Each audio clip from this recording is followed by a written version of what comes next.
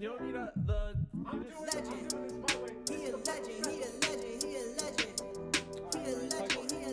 He a legend. He a legend.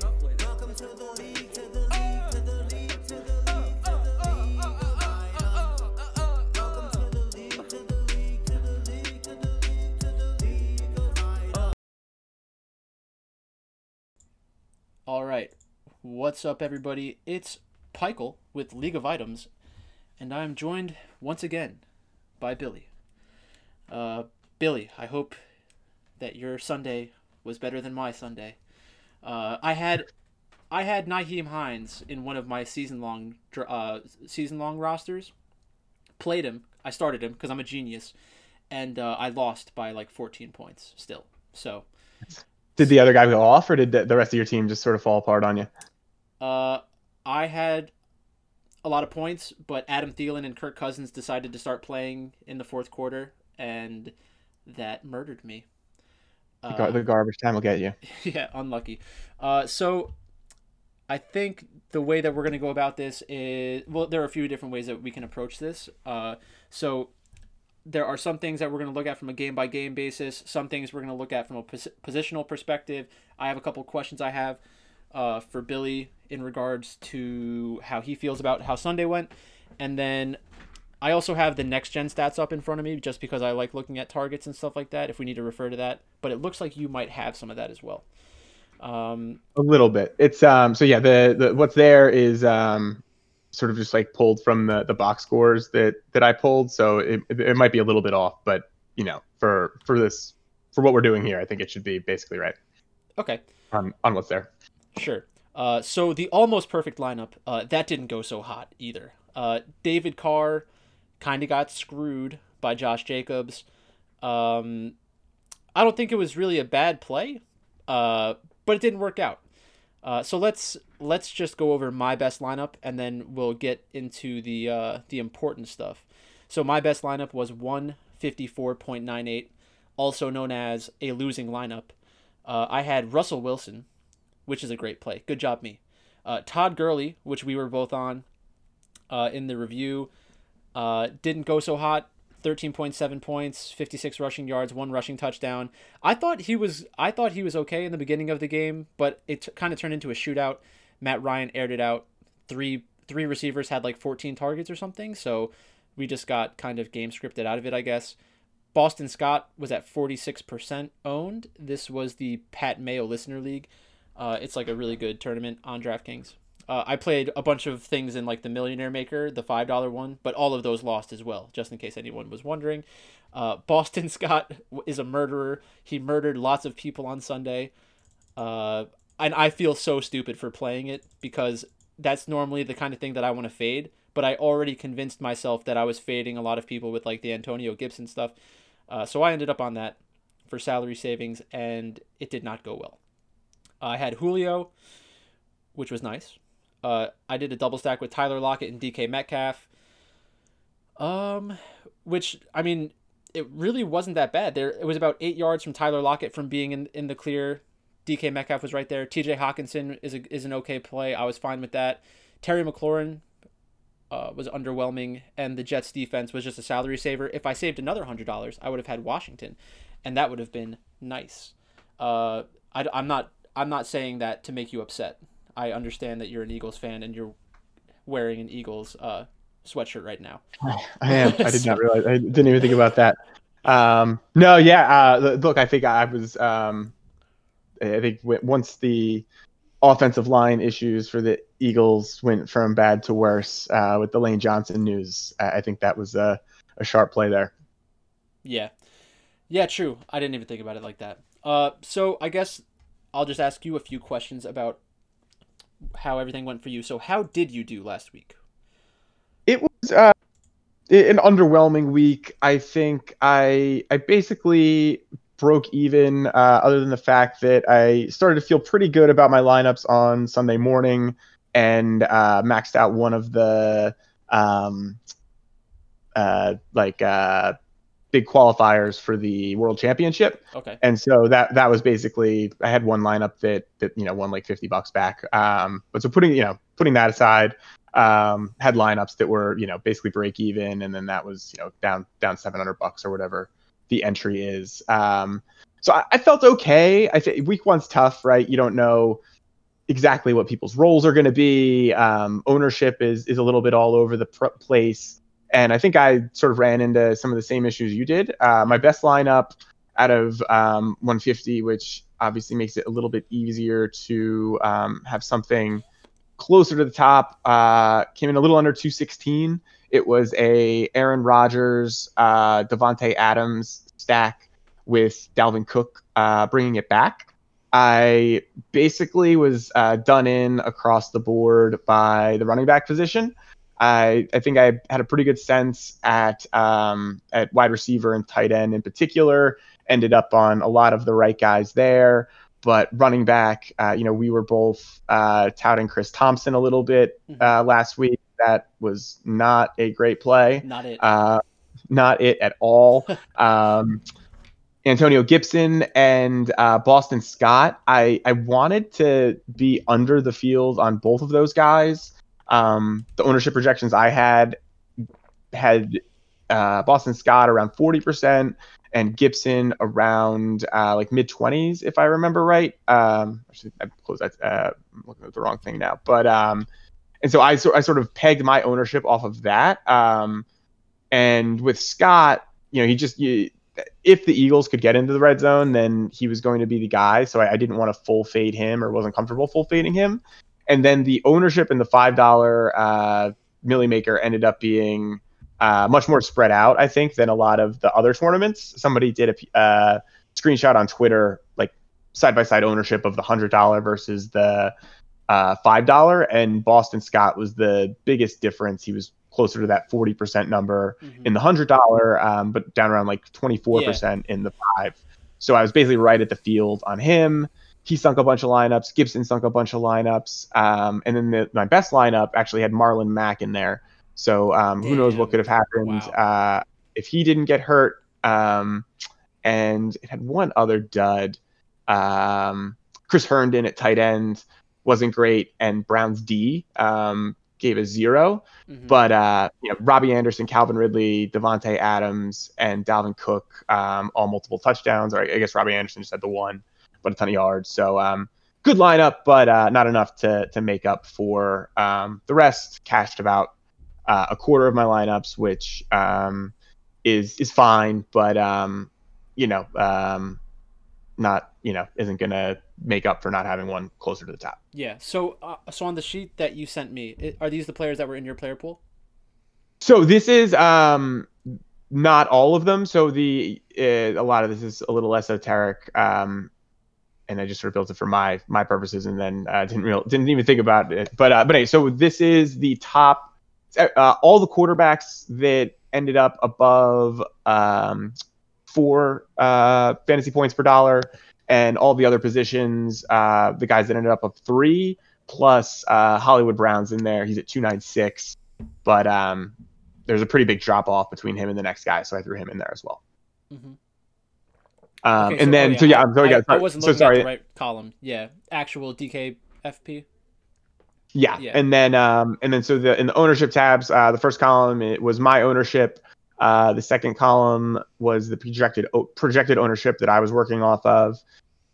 Third column is actual ownership, and then it's the difference between my owner, sort of how far or below the field I was, and then how far off or on the projections were. Okay, that's pretty cool. So the next question I have was going to be, do you feel like you made any errors, like big errors from a process perspective?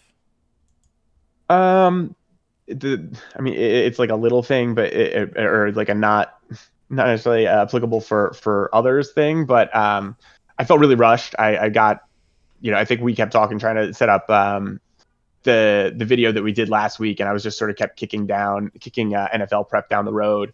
And I think especially with I just always forget sort of how much work goes into one of these big slates, especially for the NFL. Yeah. How long it takes to break down 13 games, and especially for building 150 lineups, going through all of the plays. So I felt a little rushed Saturday night into Sunday morning. So I wish I would have taken a little bit more time. I think I probably could have made a few better decisions there. For example, one of the things when you and I were doing the video last week, I mentioned that I didn't really trust a lot of the running backs, especially the lower owned guys. And I wanted to pay up for studs at running back and find value elsewhere. Mm-hmm. I think that would have been a really profitable strategy. Dalvin Cook went off. Josh Jacobs obviously went off. It was just another guy you knew that was locked into the bell cow role. And Kamara, who was a guy that I was really overweight the field on, he had a sort of terrible game, in a lot of ways, but I guess from a rushing total perspective. Yeah. But with if he had been able to get in the end zone for that third touchdown at the end, would have been an even better play. Still ended up top 10 in terms of point per dollar at a pretty high price. So I think that was the big thing, was sort of my overall running back exposure, which I think was somewhat tied to just being not taking enough time to really do things the right way. Sure. So yeah, the notes that I had from the end of the video were contrarian at running back and defense, Carolina, Las Vegas, likes chalky game stacks, and different at RB. So you want it to be different at RB. So I guess that is exactly what you just described. And I think I guess I wasn't totally with the spread out ownership. I think a few of the games that we expected to be chalky were a little bit less so. I think Seattle in particular was a little bit it was less owned than I expected them to be. They're still one of the top stacks, but just given where everything else shook out, Baltimore was another one, and Buffalo. I think there was all a viable path to win at least a decent sized tournament with any of those stacks, and I probably would have had a little more if I knew where the ownership was going to be. Okay, so I guess we did discuss a little bit about what contests you were planning on playing. What contest did you end up playing? I played the $5 Millionaire Maker. I maxed that out, and along with like the mini maxes below that. Mm-hmm. Maxed out one of the big contests, large qualifiers for the World Championship, which is not something I usually do, but just week one, why not? Sure. And then a few of the sort of like $5, like $3-4 range, like medium sized GPPs, like the stuff they opened up late. Sure. I like doing that just to sort of, if you have like a really good lineup that isn't good enough to win one of these $100,000 or $100,000 person contests, that can be a nice way just to sort of juice your ROI a little bit. Sure. Okay. So let's go game by game. We'll just try to give a quick kind of recap of what happened in the game. So we'll start with Thursday. Houston and Kansas City. So what I saw in the Houston-Kansas City game was Deshaun was okay, but not great. David Johnson is better than the public thinks, and it sucks that he was in a spotlight game, because that seems like the kind of play where David Johnson getting into a good matchup, it's going to be a good leverage spot if less people were on him. But since people saw it on Thursday Night Football, he's not going to be sneaky, I don't think. Duke Johnson was hurt, so now he's questionable. Fuller had 10 targets in a bad performance, which for fantasy purposes, I mean, doesn't really matter how bad he plays. He still had 10 targets and scored a decent amount of DraftKings points. Brandon Cooks was coming off an injury, didn't get a ton of targets, didn't look great. Every time that guy plays football, I'm like afraid for him, because if he gets another concussion, like, is he going to keep playing football? Who knows? Kansas City is Kansas City. So Mahomes was fine, but nothing special. If you're like a best ball player and had a lot of Mahomes, you're probably upset right now. Clyde Edwards-Helaire, I think, obviously had a great scoreline. I wasn't very impressed with it. I think there were at least 2 runs that were like it looked different, but I'm not convinced there aren't like 10 other running backs, 15 other running backs that could do it as well. Darrell Williams played a little bit in the beginning of the game. I was hoping that Darrell Williams was going to send Clyde Edwards-Helaire owners into a death tilt. That didn't happen. Sammy Watkins. I love Sammy Watkins. I think that he's undervalued still. We'll look to play him again. Kelsey and Tyreek were fine. Demarcus Robinson got hit in the face with a football, and he's a wide receiver, which is bad. You don't want to get hit in the face with a football when you're supposed to catch it. Did you have a chance to watch the Thursday night game? I did. So I haven't had a chance to go through many of the like advanced or like next gen stats or touches and targets and stuff yet. So I always like to do that. But the two big things, or I guess the three things that stood out for me here, most of which you mentioned, I think Desean Watson, I think is awesome. I think he's really good. When he's bad is typically when he tries to do a little too much, hangs in the pocket a little bit too long, takes sacks. And that's kind of what he did here. So he'll be good. I'm not worried about that. I think that he'll have games like this, but he'll still do the same things he usually does. David Johnson looked good. The thing that concerned me, or not concerned me, but he had, I guess, 4 targets and 11 touches or 11 carries. So, and that's with Duke Johnson missing pretty much his entire second half. So I haven't seen anything on Duke Johnson for next week. But I think that it's sort of a double-edged sword there because lighter workload, maybe that keeps him a little bit fresher. But, I don't think he'll be back to first-round pick David Johnson from a fantasy perspective on 15 touches a game. Probably want him, closer to 20 or 25 to really be consistent with that. And then the other thing was the aforementioned Demarcus Robinson had 6 targets. Mecole Hardman had 1. Yeah. So, that'll be something to keep an eye on. My general strategy early in the season, probably for the first 3-4 weeks, is always to bet that everyone that I believe is right coming into the season is still right, even if sort of to bet on things regressing to the mean after week 1 and bet on people overreacting. Yeah. So I think Mecole Hardman, might be a good play next week. Hopefully he's a little more involved. But that's if you're like a season long owner, might be a little concerning, obviously. And then Edwards-Helaire, I think I had a draft Friday after this game. So for me, the sort of news on him was that he does appear to be the at minimum 1A back there. So I think if you drafted him season long, you got to feel in the first round, you got to feel better about that, knowing that he's got the role you were expecting. Yeah. So not much more to go in on this game. I have the targets in front of me right now. Will Fuller had 10. Sammy Watkins had 9. Kelsey, Tyreek Hill, Demarcus Robinson all had 6. In terms of the rushes, it looked like Clyde Edwards-Helaire had about 25 out of 32. So what's that? Like 4/5 or something like that? That's a good number. Yeah, around 75%. Yeah, absolutely. So I think that's basically it for Houston and Kansas City. I don't have anything else there. Yeah. Next up, I have it more in my Excel spreadsheet. We had the Chicago Bears at the Detroit Lions. So the Bears ended up winning that game. Going into the game, they were plus 115 on the money line. And they were plus 2.5 points. I think that the takeaway that people should have from this game is that Detroit got banged up in the third and fourth quarter, and Jamie Collins headbutted a ref and got ejected. So between him and 2 of their better players in the secondary going down, that really opened up the game for the Bears, especially in the fourth quarter when they made that full comeback. And also DeAndre Swift, it went right off of his hands. Like, he was trying to secure it, I guess, and messed up on the transition. So the Lions should have won this game. I still think it was the right side. That's really it. This game, we were already pretty high on Mitchell Trubisky I said that I didn't think he was a bad play and that the hatred had gone too far.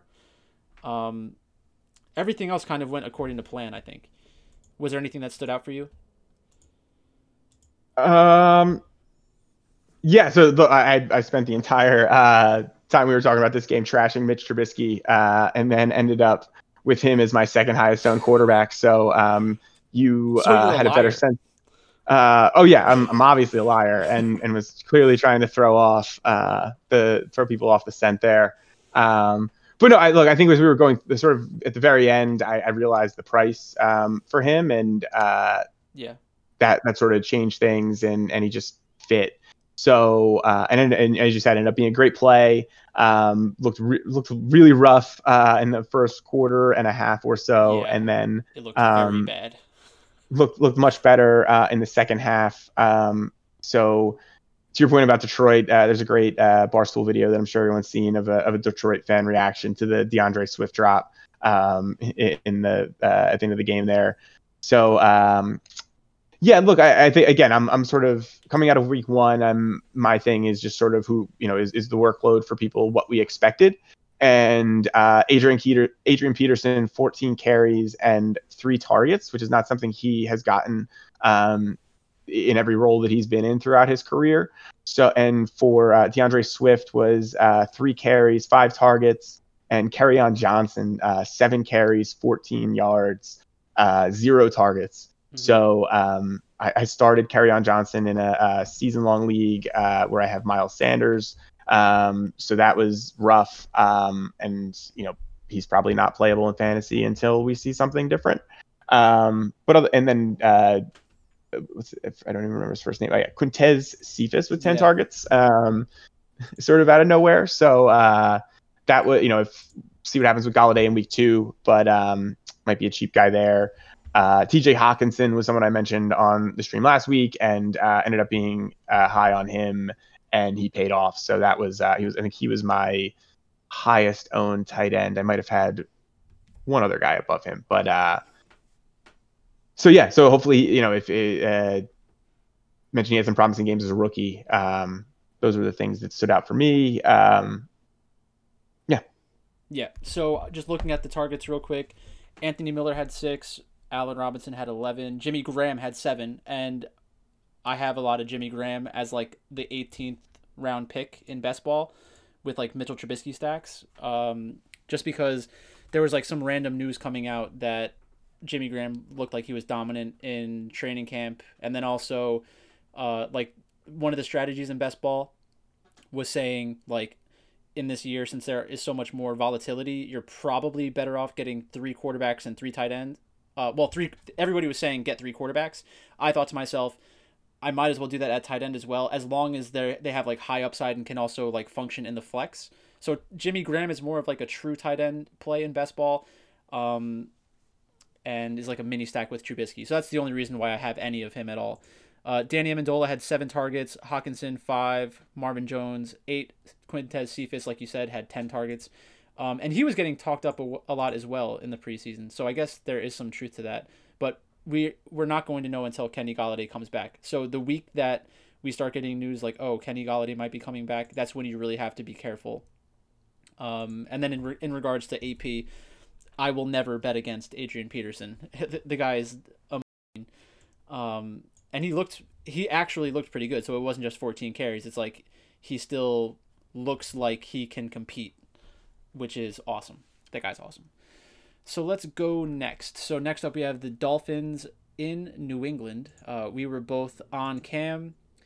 The Patriots look like they stole Cam Newton from the rest of the league. Classic Patriots. The final was 21-11. The money line was -305. Over-under was 41.5. The spread was 7. I think most teams that won the game, the spread really didn't come into play. We have Gaskin getting the most carries. That kind of came out of nowhere. Not sure how I was supposed to expect that one. Devontae Parker was shut down. Preston Williams and Gesicki both had better days than him. I put down as my note, Cam Newton is a god, which is correct. Sony Michel only had 10 carries. Edelman and N'Keal Harry both had the most targets. And that's really my only takeaway. In regards to fantasy, in terms of real life football, I think the Patriots are going to be pretty good, which is the least surprising thing coming out of week 1, in my opinion. So what do you think about this one? Yeah, so I was, I didn't see as much of the other 1 o'clock games because I was sort of going back and forth between red zone and the Eagles game, so I obviously just saw touchdowns and stuff. Yeah. When Cam was he ended up 15 of 19. He didn't look like accurate to me. Not that I know anything, so I'll be interested to see like if what people who actually know about quarterbacking have to say about that. I think if you look at James White's numbers, they were pretty lackluster, and really just all the receivers. Edelman had like an okay game, and N'Keal Harry had a decent game outside of the fumble, especially compared to what he was doing last year. But I agree with you. I think this might be a better real life team than fantasy team. Yeah. If Cam does this and does what he did last week, but one of the running backs gets those 2 touchdowns, then the game is or his fantasy output is not quite what you're looking for potentially. So agree. Yeah, I think that's it. And then on the Miami side, the backfield looks like a mess. Mm-hmm.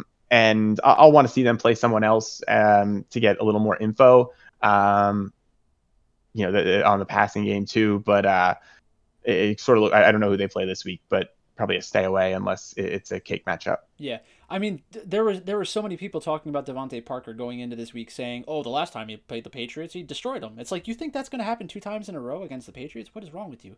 So that was just shocking to me that people actually wanted to go that direction.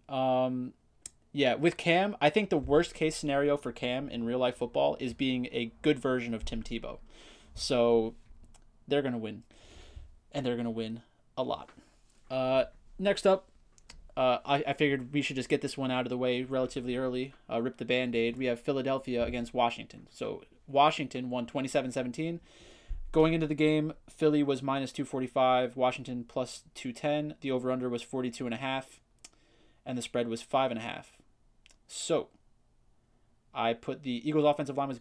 Well, these were actually questions for you because I didn't watch the game as closely as you did, I'm sure. So my main question is, was the Eagles' offensive line bad, or was the Washington defensive line good? I think it's both. I think this Washington defensive line, they've injected a bunch of talent, and it showed. And so this was a buddy of mine was actually the one who pointed them out and was sort of on them as a season-long sleeper coming into the game, and was sort of nervous about the Eagles' chances for that reason. But the offensive line for the Eagles is in shambles. Brandon Brooks is out for the year, who's an all-pro guard. Lane Johnson's an all-pro tackle. He missed yesterday. Jason Peters is 50 years old. They brought him back when the guard injury happened, and then they had to move him out to tackle when their first-round pick from last year, Andre Dillard, got hurt for the season.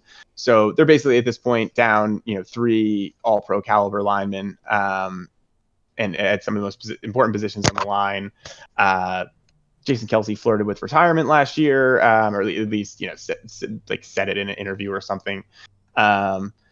So it could be rough for them. Carson Wentz has, I think, some of the similar flaws to Deshaun Watson in trying to do too much, hanging out in the pocket a little bit too long. So he needs to be better there, especially with this offensive line.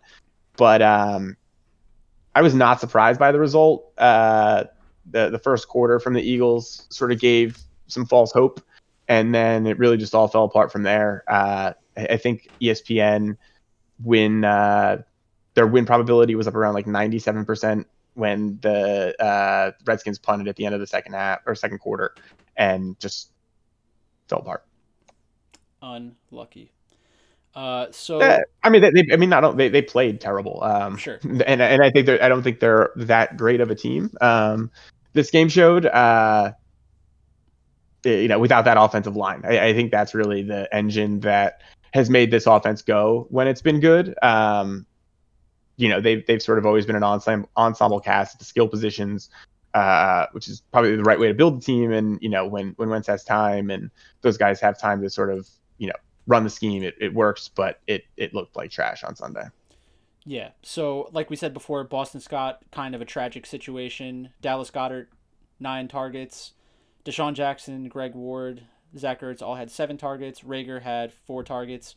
From this game, was there anything that surprised you in how the Eagles used players, or were there any like bright spots that you think are like positive for the team moving forward? Yeah, I thought the defense actually played decent. The offense didn't make it easy on them. We mentioned Jalen Mills on on it last week. I thought he looked pretty good in a new position. The big one on offense for me was Dallas Goddard. The Eagles have historically used their tight ends a lot against the Redskins. It's usually been Ertz that's been the one to kill them. Yeah. And I was doing this all Sunday too, against the Washington football team. And so Goddard was projected for about a 13% target share. He was around 24% on Sunday. So the Eagles run a ton of 12 personnel. Zach Ertz is publicly sort of sparring with the team about his contract. So Goddard, I think, people loved him last year, probably unjustifiably so, given what his role was and was expected to be. But if he keeps, I don't think this is going to happen every game, but if he's up around 18% target share instead of 12, he becomes fantasy viable, I think. Yeah. Yeah. For the Washingtons with no name, those players, Haskins, not a good fantasy performance, but I think he has the ability to have a good fantasy performance. He also ran the ball 7 times. I think that he's not as good of a running quarterback as like even Daniel Jones. Daniel Jones actually looked pretty good yesterday running the ball. But I guess theoretically there's a non-zero chance that Dwayne Haskins scores a rushing touchdown just because that's like any quarterback. Antonio Gibson, 9 carries. How many targets? Only 2 targets. J.D. McKissick had 5 targets. And then Peyton Barber ruined everyone's day by getting 17 carries and 2 touchdowns. In terms of targets for the receivers, we had Terry McLaurin at 7, Logan Thomas at 8. Logan Thomas, I think, is still not a great play. There are a lot of people talking about it for like best ball and season long, but I just don't see it. It's not the kind of play that I'm going to make unless it's like an extremely good matchup. So that's enough of that game. Next. So yeah, on the Washington side, I'll just add. So on Haskins, he had 7 carries for 17 yards with a long of 19. So a lot of those were just him sort of falling down at the line of scrimmage after a potential sack. So he did a good job of sort of squeezing out of some tough spots there. Passing game, McLaurin, I think got a lot of attention, but the 7 targets is good. And Logan Thomas is a guy that I want to see him keep doing it before I trust him in any material way.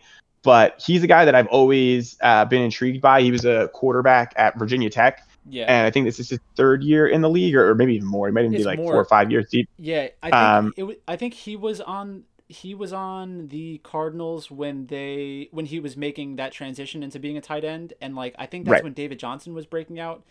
That sounds about like 2016, 2017 then. So I think you're right about that. And then he was in Buffalo for a couple of years.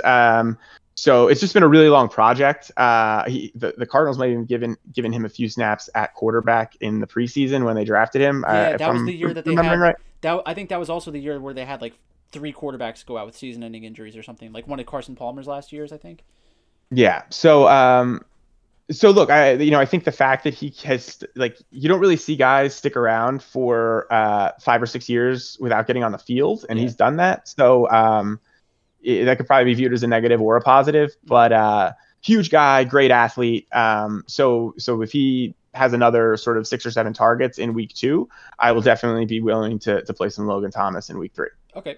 Next up, we have Indianapolis at Jacksonville. The final was Jacksonville 27, Indianapolis 20. The money line closed at minus 435. That seemed like the biggest public play ever. I don't remember what we were saying about this game, but 8.5 seemed like a kind of ridiculous number. And right when we finished, actually no, not when we finished. Sunday morning, I was like walking through my living room and my brother was there, and he was talking about like bets that he was looking at, and one of the teams that he was talking about was Jacksonville money line, just because the number was huge. And I thought to myself immediately, like that's a sharp play because everybody's on the Colts. So Good call there. Phillip Rivers had 46 passes and 2 picks. Not surprising. He throws a million picks. Marlon Mack went out with an Achilles, right? Jonathan Taylor, 9 carries, 6 targets, 67 yards. Jonathan Taylor was clocked as one of the fastest players in the NFL over the weekend. He had 2 of the top 10 speeds, I think, which is kind of surprising. When I watch him play, he doesn't look as fast as someone like Saquon, and Saquon is the almost exact same size as him. If you watched the game yesterday with Saquon, like seeing him jump over another person, knock someone else over, and then jump over another person, like that's just kind of insane. So Jonathan Taylor isn't at that level, but this is a good suck out for a lot of the people who were high on Jonathan Taylor going into the year. The fact that Mack is gone. Like I said, Nyheim Hines, I actually played him in one of my season-long leagues because Miles Sanders was out and made me look like a genius, because I am a genius. Paris Campbell, you were talking about before the game, right?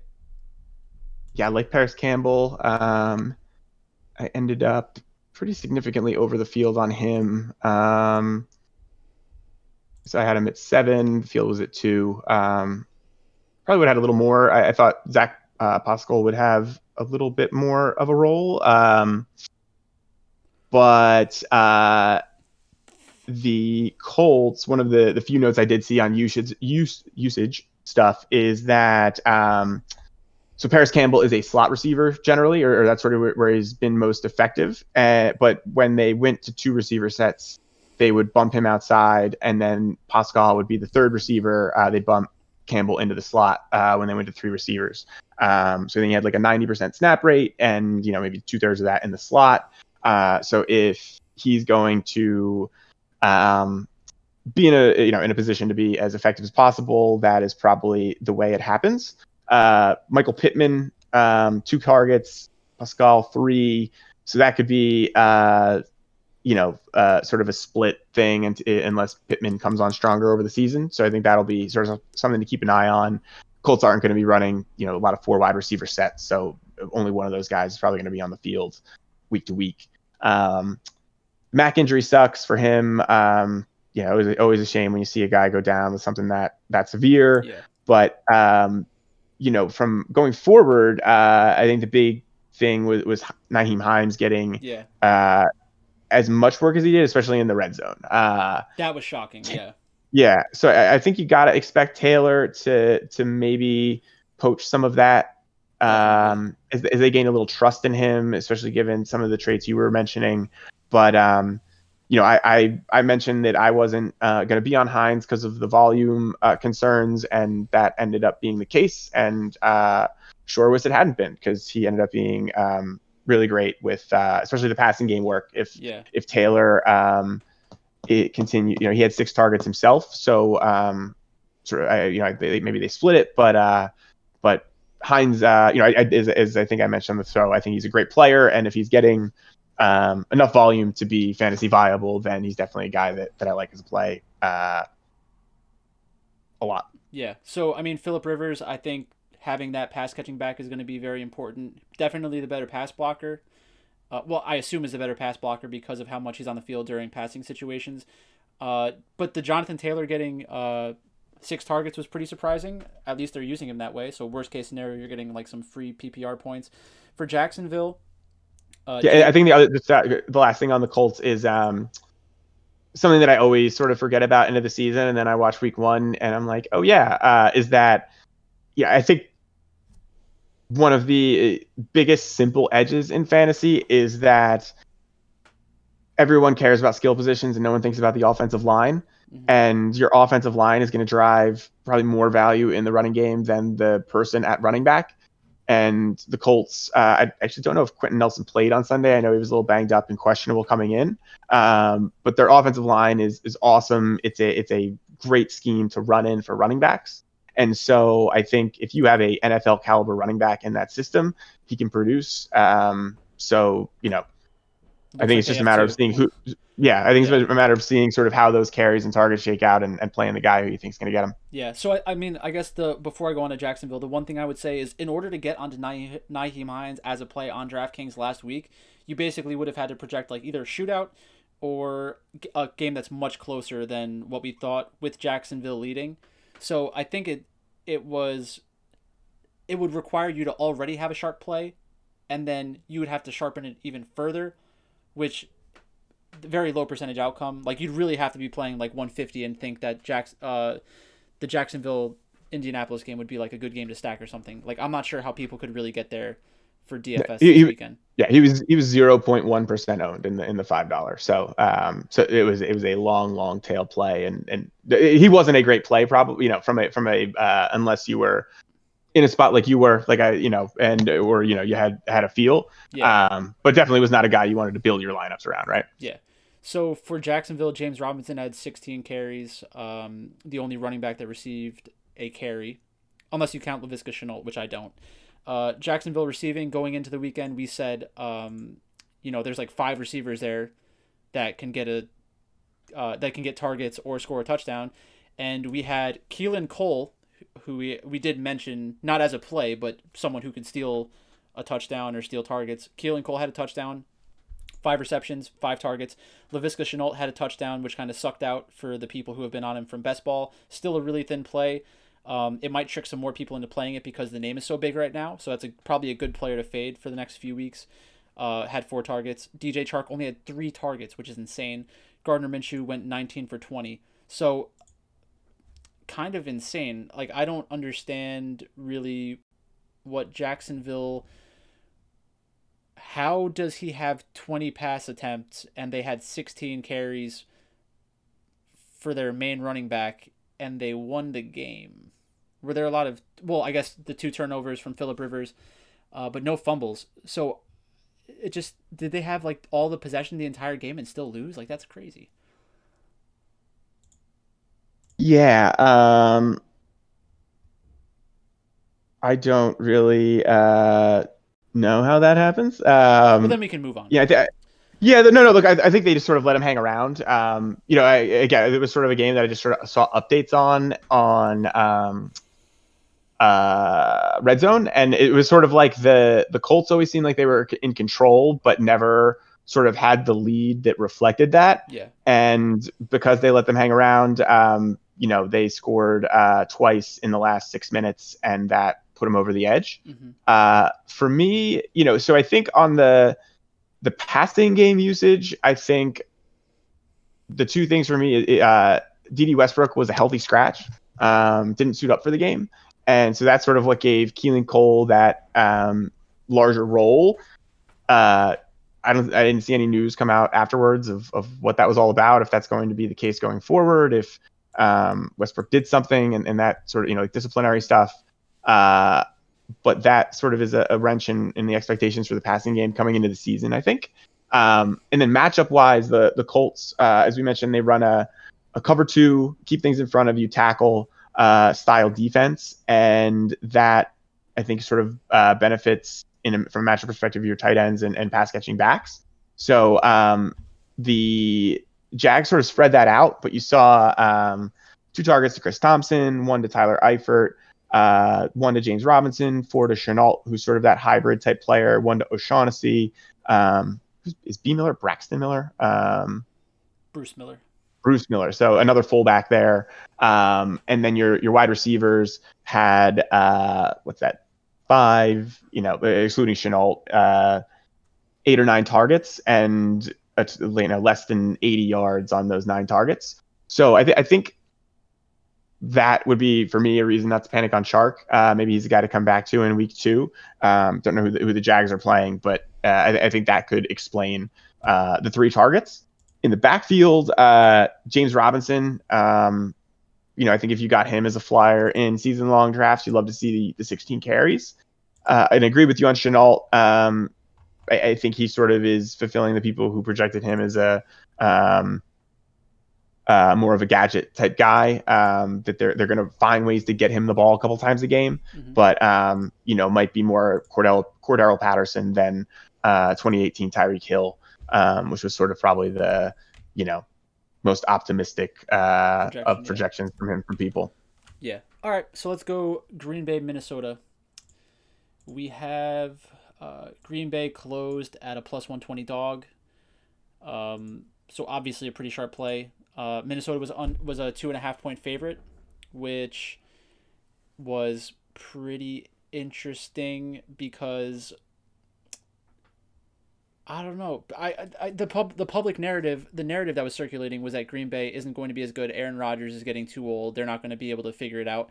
But I think I've mentioned before, one of the main people I listen to for fantasy football and like football in general advice is Chris Harris from Harris Football, and he was all over Aaron Rodgers going into the season. He had him ranked as like his number 6 quarterback, just based off of talent, which is completely reasonable.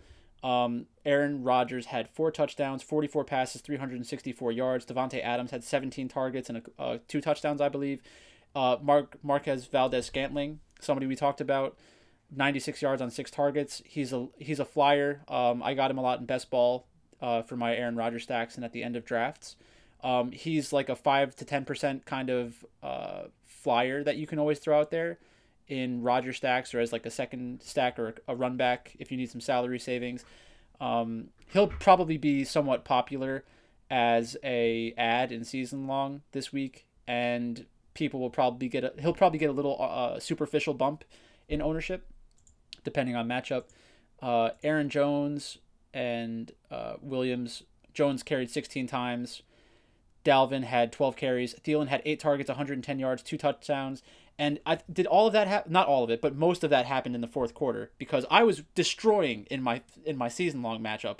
And then out of nowhere, I look at the thing and it said win probability 17%. I'm like, what the hell just happened?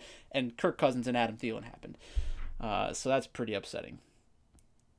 Yeah, it was. And the other thing was it sort of just kept for anyone who wasn't sort of overweight on Green Bay from a DFS perspective, and you're sitting there like, okay, like no more Aaron Rodgers touchdowns, and I still have a chance. Yep. As Thielen got in the end zone, and Cook had a couple late, and they kept hitting their 2-point conversions. It's like, well, I guess Rodgers is still throwing. Yeah. So that was the more this game went on, the more you needed to be heavily invested in it. To have any chance. So yeah, you were on MVS. I was not. I was poo-pooing that, and that was again wrong. But he was a 1% owned guy, so it wasn't gonna be a core guy, but ended up being a great play. I'm pulling it up now to see if Warren Sharp has posted his week 1 stuff. It hasn't looked like it yet. Usually it does it on Wednesday. But coming in, or I guess the last, so these like the target distribution stuff, the X numbers are weighted averages of what the coordinators for each team have done over the past 3 years, and the A number is what they did in this game. Okay. So coming in, the Packers had where'd Adams go? Last 3 years, around 18% target share for their tight ends, and on Sunday was just a 3% target share. I think it was 1 to Sternberger or one of the other tight ends. So almost all of that shifted over to the wide receivers. Mm-hmm. And so I would be interested to see what they were doing from a personnel grouping standpoint. If they were running more 3-4 wide sets, then I think that could give guys like MVS and Allen Lazard more value, because they're going to be on the field more. Yeah. But Devonte Adams showed that it's looking like he's just going to be continue to be a volume beast. There's some stats out there, the typical correlation between a quarterback and his wide receiver 1 for DFS purposes is like in the 0.5 or 0.6 range. And this is like through part of the way through last season. Over the previous 3 seasons, Rodgers and Devonte Adams were in like closer to like 0.75. Yeah. So you're like 50% more correlated with output there, which the only people that were close were Desean Watson and Hopkins, yeah. given the same deal there. So Devonte Adams is a jam-em-in guy. I think you can unless he's up against like Gilmore or something. And even then you get the ownership reduction. So yeah, you can always play Devonte Adams. The rest of these guys, I think maybe depending on what you think is gonna happen in the game. And the other thing was, I think we're both, I think, more cautious on Aaron Jones in particular, given sort of some of the other options here at running back. Jamal Williams, 7 carries and 4 targets. So it could be the same story as last season in terms of what Green Bay is doing with their backfield. Yep. So for Minnesota, Adam Thielen had 8 targets, only 25 pass attempts for Kirk Cousins, 12 carries for Dalvin Cook. Madison had 6 carries, so it's like a 2-to-1 split. BC Johnson only had 4 targets. Madison had 4 targets, which is kind of surprising. I guess when they're spelling Dalvin Cook, they're going to look to pass more and use Madison that way. Justin Jefferson, the rookie, had 3 targets. That's somebody that I drafted a decent amount in best ball, so hopefully as the season goes on, he gets a bigger role. Kyle Rudolph and Irv Smith Jr. combined for 3 targets only, so not a lot there. It's really going to be like Adam Thielen and then everybody else, unless something happens with an injury or they get behind big in games and have to change their game script for some reason. So Yeah. it's not really that surprising. The only other potential takeaway is that the Minnesota Vikings defense is probably just a name at this point. They were missing one of their defensive linemen, Daniil Hunter, or whoever I think it's Daniil, or I don't know how else to say it. It's probably Daniil.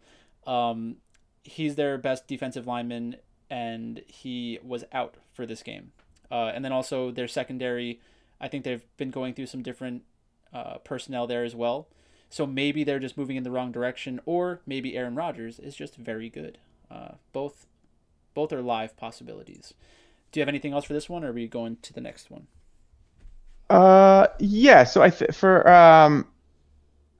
you summed it up. I had way too much Irv Smith on Sunday. I was at like 10% him, which was one of the rush issues. He's just sort of got as I was capping other tight ends that I wasn't comfortable with. He got sort of that overspilled exposure. He's a guy I had high hopes for too, so I was sort of probably more bullish than I should have been on him. So hopefully he has a bigger role. I think he's a better fantasy option than Rudolph, certainly. Not to say, and so if he's not a better football player in real life, he's not going to get on the field. But so we'll see. Have to see what happens there. But I think he's probably a stay away, certainly for week 2. Thielen was a guy that I ripped on when we were talking, and he had a huge game. I want to see him do it again, but Green Bay's secondary was very good last year, got a lot of recognition, and so if that was a product of Thielen being very good, then I'm sure that will continue to be. He'll continue to produce, and I think you're right on the philosophy here. They're not going to throw the ball unless they have to. You're going to have games with Kirk Cousins having below 20 attempts, and he's not a guy that I'm going to want to play a lot. Cook, I think, got great game scripted out of a larger, touch target number.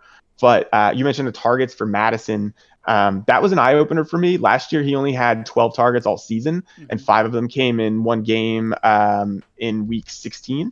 So if he has progressed as a pass catcher, that could be negative for Cook's value, because I think last year was sort of the opposite, that when Madison came in, he was blocking or running, and Cook got 60 something catches last year, if I'm not mistaken, or maybe 50 something. So if Madison soaks up some of those targets, it might make Cook a little more touchdown dependent. Sure.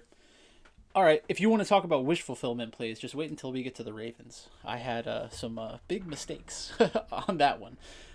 Next up, we have Seattle and Atlanta. So the closing money line was Seattle minus 143, Atlanta plus 125. Over-under was 49. They easily surpassed that one.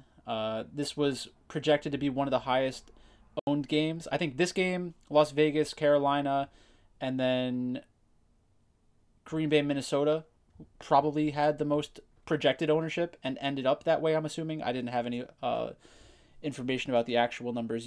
I'm sure you'd be able to tell me better. In terms of how the game played out, Russ did in fact cook.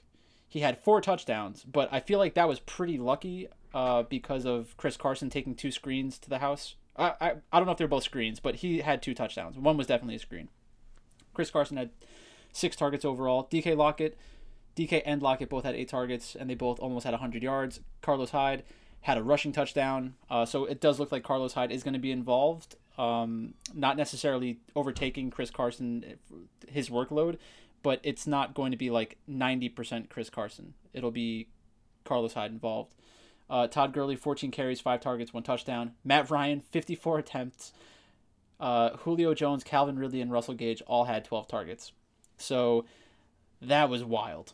That is going to make a lot of people look at picking up Gage in season long. Gage is going to get pretty big DraftKings ownership bumps, I would assume, most weeks that they feel there could be a shootout, just because when you get up into that 50-something range, you can have a minuscule or seemingly minuscule projected target share and still get into like double digits. Like it's like, oh, he's a 18% or 20% projected target share, and that turned into like 15 or 14. It's just kind of insane.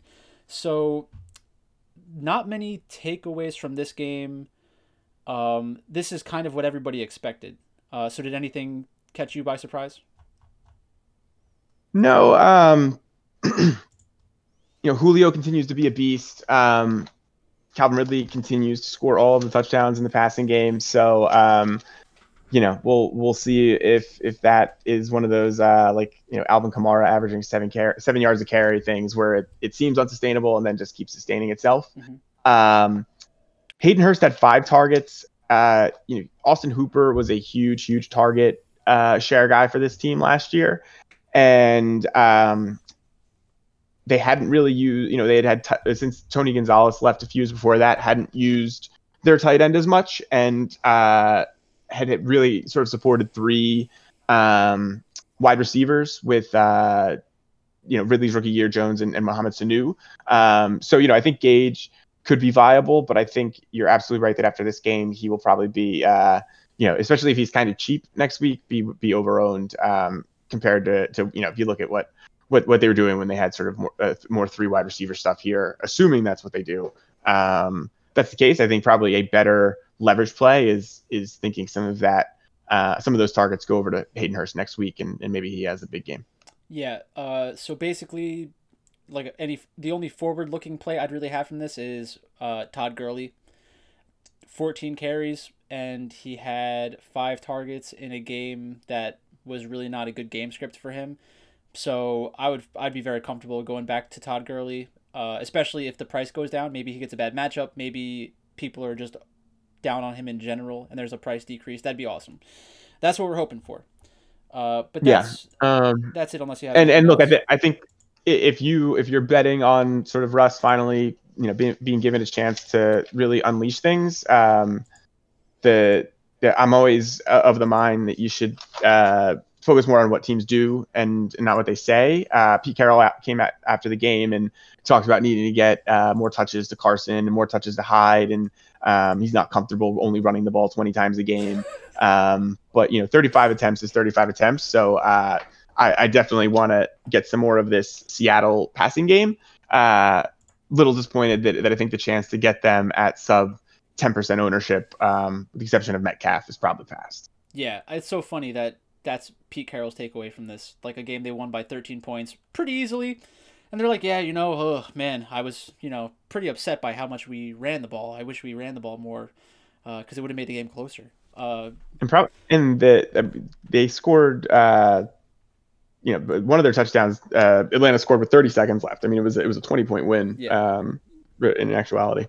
Yeah. So next up, we have Cleveland and Baltimore, and this game tricked me so hard, very upsetting. The Browns were dominated. It's a throwaway game. People are going to be upset about the Browns. Say the Browns are, same old Browns. They're going to be horrible the entire year, blah, blah, blah. The Browns are going to come out next week at very low ownership. I'm probably going to be all over them. Again, I'll have exposure to the Browns is what I'm trying to say.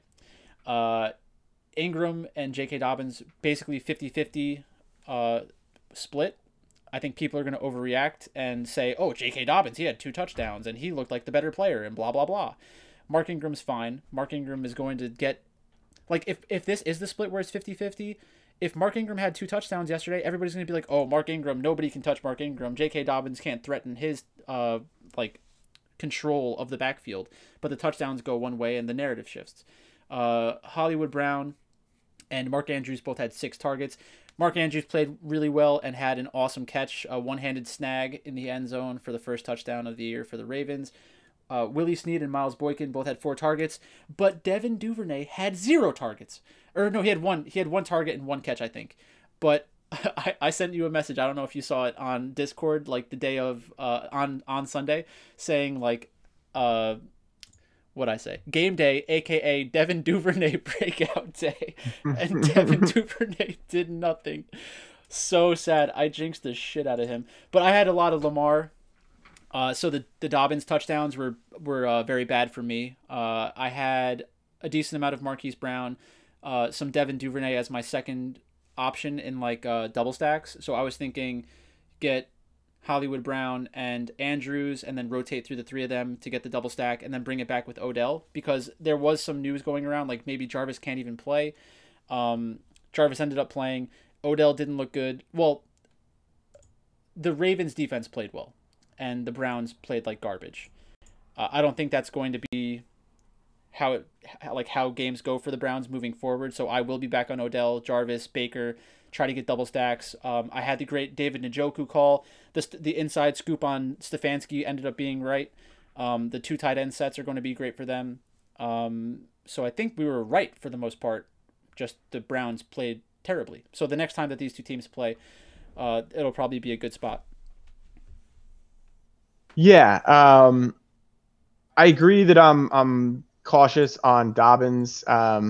7 carries, 0 targets. So the touchdown equity was the entire driver of his value. Yep.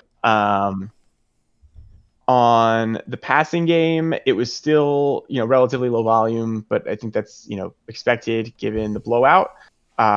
Lamar looks super sharp. Maybe the Browns aren't good. I think you don't know too much about it, or maybe who knows what happened. Week 1 could be a blip. The Browns side, I think the main takeaway for me, I think, is the backfield usage. Chubb 1 target, 10 carries. Kareem Hunt 13 carries and 6 targets. Mm-hmm. So I think if you drafted Nick Chubb in the 2nd, 3rd round of a season-long draft, you're a little bit concerned. Yeah. But he is a guy who, I think last year especially, and the year before, maybe more so, was just in their wins, he's going to put up much bigger numbers than in their losses. So he's a game script dependent play, but I think people were very concerned going into last season. Some touts even had him as high as their number 1 back. I know Dalton Del Don on Yahoo was one. I think it was a rare. It was a sort of outlier call, mm-hmm. But the knock on him was what happens when Kareem Hunt comes back in week 8. Yeah, and it wasn't enough to really neuter his value last year, but if this is the case, then it's certainly looking like Hunt was the better value in season long. Yeah, I don't know if I have more than 1 share of Nick Chubb across best ball and season long and everything like that. And it wasn't necessarily like I thought he was going to be bad. I just didn't think that there was enough value when he was like being drafted. Jarvis Landry 6 targets. Odell had 10 targets, 3 catches, 22 yards. That's bad. 10 targets are good, but it just didn't work for them. Njoku 3 targets, 3 receptions, 1 touchdown. If you take anything away from our last video, it's that I am the David Njoku whisperer. And that's basically it. Duvernay, Duvernay is going to kill me until I stop playing Duvernay, and then Duvernay is going to have like 2 touchdowns, and I'm going to cry. Yeah. I think that this Ravens secondary was very, very good when healthy last year. So I think the bet on so I guess with the caveat that I also bet on Baker Mayfield to lead the AFC in passing in 2019, and we saw how that worked out. I think this passing game is a good bet next week. Baker's gonna bake eventually. Someday. Next up, we have the Jets and the Bills. Jets were plus 240 on the money line. Bills were minus 278. Le'Veon Bell was hurt. Buy low when he comes back, in my opinion. All of the narratives around him are negative, so there's no going any lower for Le'Veon Bell. I guess Adams and Gore are going to get most of that work. I think they were talking about bringing somebody else in, but that hasn't happened yet. Jamison Crowder and Chris Herndon were the main targets for the offense. Jamison Crowder kind of salvaged his day with that long touchdown, 69 yards, nice. 13 targets, 7 receptions, 115 yards. Chris Herndon, 7 targets for 6 receptions. So I think even though it was a play that sunk one of your lineups or it didn't help one of your lineups, still an okay play in terms of volume. Sam Darnold, 35 pass attempts. Rashad Perriman ended up playing, got 5 targets. But the Jets offense, now that Le'Veon is gone, like going into the season, the narrative was the Jets offense is bad, don't play the Jets. It was confirmed in week 1, and then they lost probably their most important player on offense if it was going to be successful. So now everyone's going to feel justified in their original take, and I don't think it was the right take, but that's the world we're in now. So when Le'Veon comes back, I'll probably be on it right away. So we'll see what happens there. For the Bills, Josh Allen is like a Cam Newton kind of guy for me. Better for real life. And needs the rushing to kind of get there most of the time. He had 300 yards and 2 touchdowns, 9 targets for Diggs, 10 targets for Brown, 7 targets for Beasley, 7 targets for Devin Singletary. The backfield, Singletary and Moss went exactly 50-50. They both had 9 carries. I think that you will be able to go after Josh Allen with dig stacks, John Brown stacks, double stacks in some of these games. But I'm always going to be afraid of Josh Allen correlating highly with his wide receivers. So I'd probably only do 1. But it depends on the matchup, I guess. So what did you think about this game? Yeah. So I do not feel the same about the Jets. I think the biggest problem they have is the offensive line. Brandon Thorne, who I think he's just at Brandon Thorne on Twitter, but he writes for Establish the Run. Really knowledgeable guy on offensive line, defensive line stuff, and had the Bills-Jets matchup as his biggest mismatch of the week coming in, and I think that sort of bore fruit. So hopefully, for Jets fans, and I think for this offense in general, you hope that they do better in softer matchups. But that's sort of my concern for this running game. In particular, I just, you can sort of manufacture stuff in the passing game, but especially with these backs, it's just hard to see them getting going unless the offensive line plays better. So there'll be spots, but until I see them do something, I won't have a ton of it. Herndon and Crowder, I think, those are the sort of what we expected, and you were definitely on the Crowder play. They're just easy one-offs when they're at those kinds of prices. Yeah, and there's also a stat out there. Sam Darnold, everywhere he's been and whoever it's been, has always supported really, really high usage out of his slot receiver. I forget who it was at USC, and then Crowder the last couple of years. Where'd Juju go to college? He did go to USC, but I think it might have been him. It might have been somebody else. I want maybe like Deontay Burnett or something. And then there was the Jermaine Kearse year with the Jets, where he had just like 10 targets a game for a stretch. 13 targets won't happen every week, but I think that's a guy that you definitely want, especially in PPR leagues. On the Bills side, every time I looked at this, it felt like Zach Moss was on the field, but Singletary actually ended up with more touches and usage, so it looks like he may be the 1A there. Josh Allen, I think, I think the 46 attempts was encouraging for these receivers, but I think he's always in play for fantasy. One of the things I like, so one of the fantasy writers in general that I think is the sharpest out there is Scott Barrett, who was at PFF last year. I think he's at a new site like fantasypoints.com or something. But he is sort of the inventor of expected fantasy points, which looks at, for anyone who's unfamiliar, basically says, take every play in the NFL that's been run from, every running play that's been run from the 35-yard line going in, regardless of who the running back is, situation, anything other than that, how many fantasy points does that usually produce? And if you look at that, all of your value in general, or most of your value in general, is coming from red zone touches and targets. For a rushing carry anywhere else in the field other than inside the 10, the average is about 0.5 fantasy yards per carry, which is basically your 5 yards a carry. Once you get inside the 10, but outside the 5, that goes up to about 1 point per carry. And once you get inside the 5, it goes up to nearly 2.5 points per carry. Wow. So you basically one carry inside the 5 is as valuable as 5 in between the 20s. All touchdown equity, obviously. And Josh Allen is like running, like elite running back level percentage of his team's carries inside the 5 and in between the 5 and 10 his entire career, like the past 2-3 years. And he had a bunch of carries inside the red zone again on Sunday. And so it doesn't look like they have any plans of changing that protecting his health significantly.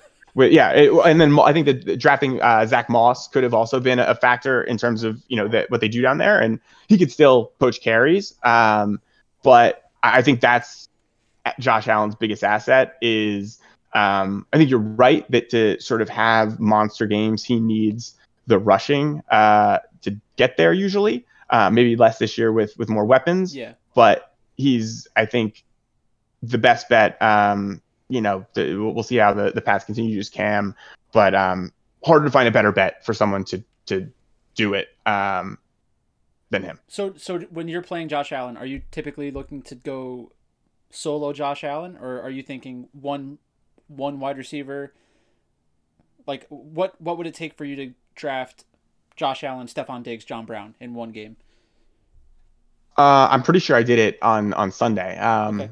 I only had I ended up with less Josh Allen than I wanted, than I would have sort of expected based on like my qualitative breakdown. Just didn't sort of fit everywhere, but I think that coming into Sunday, I might have had a little more reservation about doing that at high volume, but if they're going to throw the ball 46 times in a win, I feel much better about the risk profile of that, especially since they're both guys who could, Brown in particular, can hit value on one or two plays. So you just have a couple different ways to get there. Beasley and Dawson Knox, you need them to get the volume. But I think this Bills team could be a big. You can see them at the top of a lot of leaderboards throughout the season if they keep playing like this. And they and the Raiders were the other one where the offensive lines looked really, really good. The rushing production wasn't great for the Bills, but the Jets have always been solid against the Deer in recent years and put a lot of resources into it in terms of a game plan. So, a lot of guys in the box and things like that. So it's not an easy team to run against, and they managed to do it. So I have a few questions still. So one big narrative going into this was Zach Moss being like a great goal line back or like this gigantic running back. Did you see him on the field at all? I could not tell the difference between Zach Moss and Devin Singletary. Like when Zach Moss scored that touchdown, I was like, oh, look, it's Devin Singletary. And it was Zach Moss. And I'm like, how is this guy supposedly the person that's going to steal all the goal line work? Like, it just didn't make any sense to me at that point. Like, my eyeballs just couldn't make sense of what was going on. Yeah, he's definitely like, and I had I did the same exact thing. I thought that touchdown was Singletary when he caught it. Exactly. I guess Moss just like looking at, he's 5'9", 205 is what he's listed at. So, seems more of like the bouncing, like the pinball sort of Maurice Jones-Drew profile than the like Derrick Henry, what planet are you from, sir? Yeah. Profile. But I mean, you have Josh Allen, and Josh Allen's one of those like, what planet are you from, guys? And Devin Singletary, isn't he like 5'7", 220 or something? Like he looks more like the fat guy. Yeah, it's kind of weird. He's listed at 5'7", 205. Okay. So a little. Stocky. So they're like essentially the same size. Yeah, that's funny. Singletary's 2 inches shorter, but yeah, I haven't seen the breakdown of touches and targets inside the 10, but just from watching the game, certainly seemed like the lion's share, that Allen he was close around 30% over the last 2 years, and I'd venture to bet he was at or above that on Sunday. Yeah. So then the other question was the matchup with the Jets something that pushed you like if you're thinking to yourself, is this a good week to play Josh Allen, Stephon Diggs, and John Brown as a double stack? Is the matchup against the Jets going to push you more in that direction or away from it? So this was probably a situation where it was like, okay, well, I could kind of see it where I'm getting more targets in a blowout or something like that.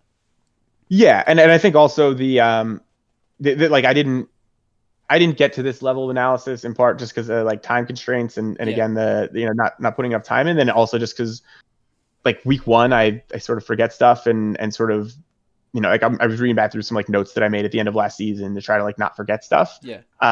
This Jets defense is very aggressive. They blitz a lot, bring a lot of pressure. So I think you saw sort of like the Josh Allen roller coaster on Sunday. He had a bunch of turnover worthy plays and a couple fumbles, and then would turn that around and make a really spectacular play.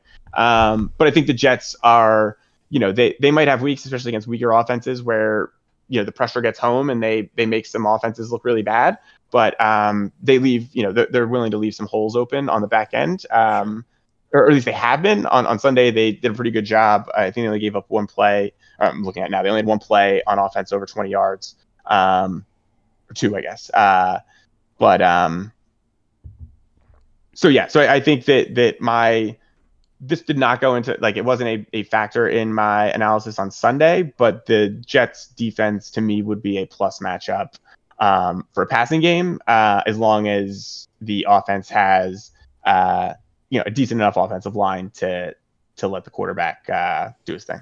Okay. And then the last thing I was going to say about this is that I know that Josh Allen had 46 pass attempts, but 11 of them went to the running backs. So at what point do you think to yourself, like, it was technically a pass, but it was like an A-dot of like 1 or 2? Because those basically feel like runs to me. Like, obviously in a PPR, it's going to help the running back a lot. So it's a good thing for the running backs, but it's not necessarily a great thing for the quarterback just because the attempts are going up, It's going to kind of skew how we look at like Stephon Diggs or John Brown if we're looking at things like target share. So have you done anything like that before where you're looking at more qualitative information about the targets they're actually getting? It's not like like last year, the team that targeted their wide receivers the least by far was the Ravens, and okay. Lamar, killed it, right? And he's a bit of an anomaly for fantasy purposes, but I think that, with the right grouping of players, like no one is worried about Drew Brees targeting running backs a lot because Alvin Kamara is there, and certainly Devin Singletary and Zach Moss aren't in that caliber. But I think I think there's a lot more context that goes into that. And it sort of depends on personnel and sort of to the earlier point where those targets are coming. But I think at the simplest level, to me, the baseline is sort of all else being equal. If it's an extension of the running game, like your quarterback is getting more points with those being passes than with those being runs. Yeah. So let's say those 11, if those 11 targets went were runs instead, that's 23 yards for Singletary, 16, it's and a touchdown. So it's an 8-point difference for Allen with the 4 points for the passing touchdown and 6 points, and then with the 50, 60 passing yards. Yeah. So like Tom Brady, I think got value from the fact that they just threw the ball short a lot, and it's that steady churn, it adds up. It's not, I think another one of the things that Scott Barrett does is points per target based on ADOT, and even after, and so it's just based on the target. So longer distance target passes are completed less often, but even after that, those targets on a per target basis are more valuable. Yeah. And so you're going to get more fantasy points from a quarterback on average that throws the ball further down the field, but you'd still rather have them throwing than handing it off if you want them to produce fantasy points. Yeah, definitely. I think all that makes sense. I guess my only concern is like if for people who don't watch any football and like really depend on box scores to get all their information, like I could see somebody being misled by seeing 46 pass attempts because like it's not a typical 46 pass attempts. Like I feel like 25% going to running backs within like a couple yards of the line of scrimmage. Maybe it's all like equal when it's like comes through the wash or whatever, but it just feels like something to not overlook. But maybe it doesn't, maybe it really doesn't matter because like I can see it both ways. No, I think that's I think your point is right. And where that sort of comes out in the wash a little bit is his Allen's yards per attempt was like less than 6 on Sunday, or right around 6, which is really low. You know, normally like your elite quarterback, like your Patrick Mahomes is like up around 8, average, in the low 7s. So it's really low. And but some of that's the wide receivers too. And Josh Allen has always been a guy that has had the reputation for having the big arm and taking those shots. So if he's coming in at 7 yards a target every week, and they're not taking those shots anymore, then I think that's where my concern would be. But if it's dink, dink, dink, dink, and then he's still taking shots over the top, that might even give him more value. That's what I was going to say. Yeah. So like the targets of the running back alone in isolation do not give me any pause, but if as sort of a piece of a puzzle, could be part of a troubling trend if the overall passing game is more conservative. Yeah, so I guess, maybe this was just a long way of getting to like, it could actually just be a benefit, because if you have a quarterback like Josh Allen who is going to run the ball and is also going to have some low ADOT targets to running backs, maybe that just removes a lot of the rushes that they would have had otherwise. So it's not like you're taking deeper shots down the field away. You're taking away some of those runs. So if you're taking away those runs, great. If you're taking away those longer shots down the field, bad. So there might actually be some additional value like that was missed out on. The other bucket there, it's a great point. I think a third bucket of things that would be a positive is Josh Allen the last few years has been one of the lowest had one of the lowest completion percentages in the league, 53% in 2018 as a rookie, and 59% last year when, your Drew Breeses of the world, their super leader up around the high 60s. He was at 72% yesterday. And so if those passes to running backs are plays where normally he'd be chucking it down the field on a 50-50 ball and either having it fall incomplete or, potentially being picked, and now you're just taking the 5-6 yards on the checkoff to the running back, you're getting a couple extra fantasy points, but perhaps more importantly, you're keeping the drive going and maybe getting some extra first downs, which gives you more opportunities to take those shots and, more touchdowns and all those other things that get you fantasy points. Yeah. What would be really cool would be like, I know a lot of people right now have been talking about data visualization being like one of the next steps for fantasy sports in general, because there's so much information and so many numbers out there that it's tough to kind of understand the concepts behind them without the appropriate visualization. Like because it's definitely possible if you had some kind of like graphic that showed Josh Allen, then it showed everybody on his team who was getting targets, and then you like did it from furthest ADOT to lowest ADOT, and then weighted it based on the volume that they're actually getting. Like that might actually be a way to kind of like, it's a way to protect yourself from missing out on what we're talking about. But I don't know anything about data viz, so let's just go to the next game. Neither do I. I don't know if they are still doing it. I'm trying to Google quickly here. But and I think it's like something they do publicly because some of their stuff is behind paywall. But Fantasy Labs, I think it might have been Brian Mears. I forget who the writer was, but they did a touches, targets, and touches and targets inside the red zone piece every week. Yeah, I think that was them. It was definitely, I think it was definitely Fantasy Labs, but I might have been Brian, might have been someone else who writes there. But they have some really cool visuals. I don't know if they had the ADOT layered in there, but they had some like last 4 weeks type stuff.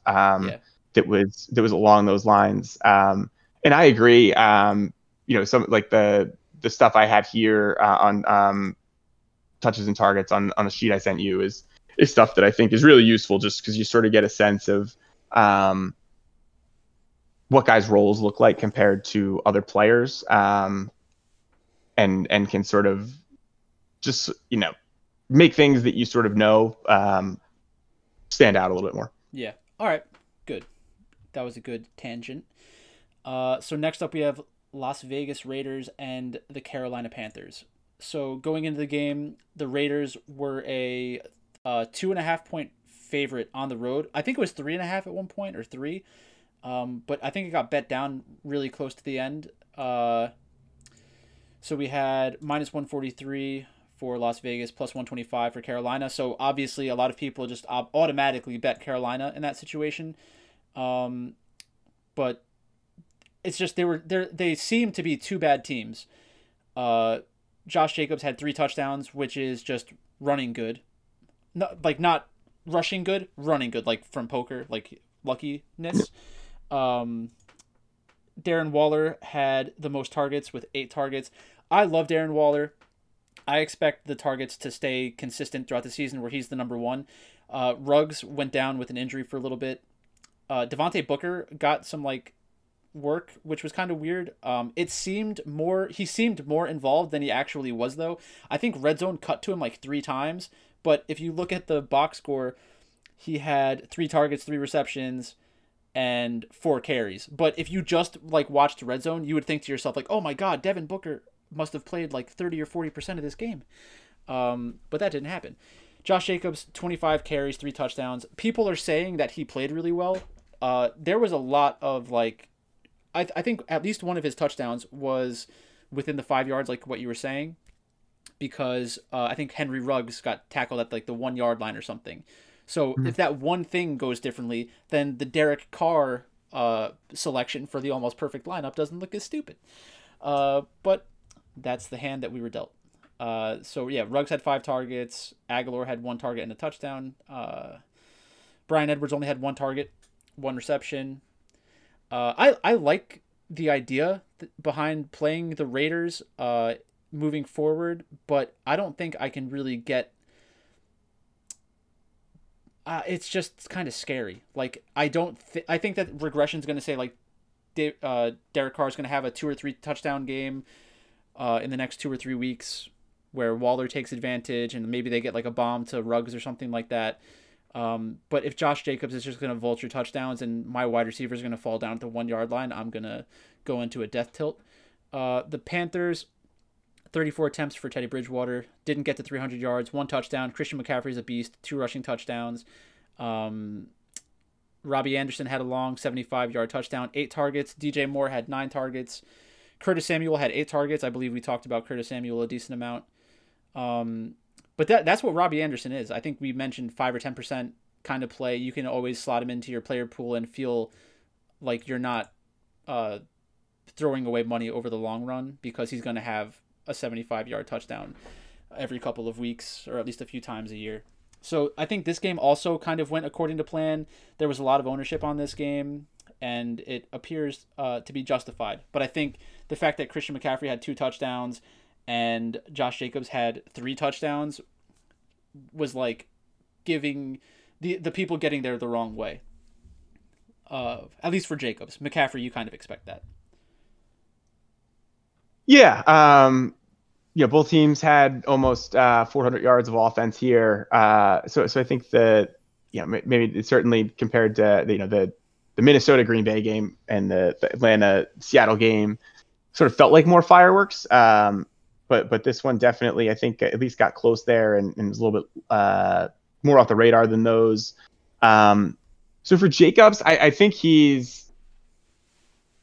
I think that you're right that the credit may be misplaced. But I mentioned them earlier. This Raiders offensive line was very, very good last year, and looked just as good in week 1. So they look like they're just going to continue to road grade people. And if Gruden is willing to ride Jacobs, there's the narrative in the offseason that Gruden was upset that Jacobs didn't get Rookie of the Year, and that he was going to like come in and be like, all right, you don't want to give him Rookie of the Year, like let me show you what he can do. Jacobs is a guy that I loved coming out of the draft. I don't watch a ton of college football anymore, but every time I saw him at Alabama, he was doing something electric. The backstory is incredible with him, which just sort of adds to it. So, and then sort of to the usage, he's had elite usage inside the 5 and 10. For last year, it continued on Sunday, and I lost my place here, but if I'm not mistaken, the Raiders have also had one of the higher run percentages in the red zone. Last year they were, is this them? Second, because the teams on yesterday say they're top 4 behind teams like the Vikings and the Bills, who are very, very committed to the run as well. So if they get down in the red zone, I think he's going to keep getting the ball. 3 touchdowns a game, obviously not sustainable, but I think Josh Jacobs is as good a bet as anyone to lead the league in touchdowns this year. Mm-hmm. So there's that. On the passing game, I think Ruggs could have had a really big day if he didn't miss basically half the game with that injury. The same, my buddy Steve, who I mentioned earlier, I'll probably mention as I continue to steal his thoughts throughout the season, was high on the Redskins D, low on the Vikings D, and he thinks that Carolina might be one of the worst in the league this year. Their secondary looks really bad. I didn't realize coming into this game that James Bradbury had left. He's now in Washington. He's a Giant. Oh, he's yesterday too. Yeah, and he's a guy that he's given problems to some of their more difficult matchups. He's a big guy, and in matchups against they play Julio Jones twice a year, they play Michael Thomas twice a year, and they play Mike Evans twice a year. And he's a guy that, if I remember right, I might have it backwards at the risk of being 100% wrong. I think he's done really well against Mike Evans in the past few years. So. That alone could be a big hole for this secondary, and Ruggs popped a couple big plays on them. So it might be Carolina stacks, game stacks might become a trend as we move forward here, if that is indeed the case. Yep. And agree on the passing game. I don't think there's really much to say about McCaffrey. He is what we thought he was. Passing game. Robbie Anderson, I ended up being higher on him ownership-wise than I expected on Sunday. I was about 8%. He was on most of my best teams. So kudos to you there. Ian Thomas, 2 targets. Chris Manhurst, 1 target. So similar to the Packers, this new offense for the Panthers, which we mentioned is a derivative of the Saints system, is going with a lot of 3 wide sets. Robbie Anderson could definitely be a big factor, and love the 8 targets for Curtis Samuel. I think DJ Moore, I was pretty confident in the volume, but Samuel, if he's getting 8 targets a week, should have a couple big games. Yeah. So the one thing I was going to ask you was you said, what was his name? Josh Barrett from fantasypoints.com or whatever. Oh yeah. Scott Barrett. Okay. So for Scott Barrett, you said that he has an expected fantasy point kind of metric. So if he has an expected fantasy point metric, would that also give you like an implied salary? Is it a player level thing? It is a player level thing, and it's something that I've what you're getting at, or sort of a variant of what you're getting at, is something I've played with. It's sort of like your So I guess the assumption you need to make is on what their usage will be and where on the field it will come. Mm-hmm. So you sort of need a projection for like each guy's usage and red zone usage. But if that's the case, then from that you get expected fantasy points, and from there you could get an implied salary based on. I found last year that I needed to do it on like a position by position basis. Oh yeah, yeah. Just because you're your sort of target fantasy points per dollar is going to vary. But I would do that last year and then sort of look. You basically get like a graph and like a line graph, and if the guy is above the line, he's value, and if he's below, he's not. Yeah, so I mean the reason I asked that is because it'd be interesting to punch in the numbers on the expected value of somebody like, or the implied salary of somebody like Robbie Anderson, or like the 5 to 10% guys we've been talking about throughout the video, where like they're not dependent on a long touchdown, but they seem to be the main candidates for scoring a long touchdown. Because I'm sure that the implied salary would be very skewed in their favor. Maybe something to check out. But let's go to Arizona, San Francisco. So Kyler looked very good against the 49ers. 40 rush attempts, 91 rushing yards, and he cost at least one person $20,000 by kneeing in the pistol instead of kneeing under the center. Actually, I think the guy was probably screwed anyways, as long as he kneeled, because he was like at 100 yards. So that bonus. Oh, that's how he got. I was wondering how he went from 100 to 91. The bonus was screwed no matter what, but like they were just extra screwed. So we had DeAndre Hopkins in his first game as a Cardinal, 16 targets, 14 receptions, absolutely insane. 151 yards, had a touchdown stolen away from him, because he like went down at the 1 or something, right at like the half-yard line. So it could have been an even bigger day for DeAndre Hopkins. So everybody afraid of the volume there, don't worry, he's gonna be fine. Fitz had 5 targets. Chase Edmonds, 5 targets. Christian Kirk, 5 targets. That's probably something that people are going to overreact to, is the fact that he had a goose egg. I think that in some of these matchups, he's going to be completely fine. I didn't watch any of this game outside of the highlights from like Red Zone and stuff. So I guess the question would be, is San Francisco, like, how is their defense going to hold up this year? Like, was it just a run, or are they actually that talented? And then on the offensive side of things, Jimmy Garoppolo, like we said in the video, I'm not a fan of Jimmy Garoppolo. I'm never going to play that guy. Raheem Moster, 15 carries, 56 yards, 4 receptions, 95 yards, a 76-yard touchdown. 5 targets is great for him, though. George Kittle, 5 targets. He was hurt. I think he might actually still be hurt.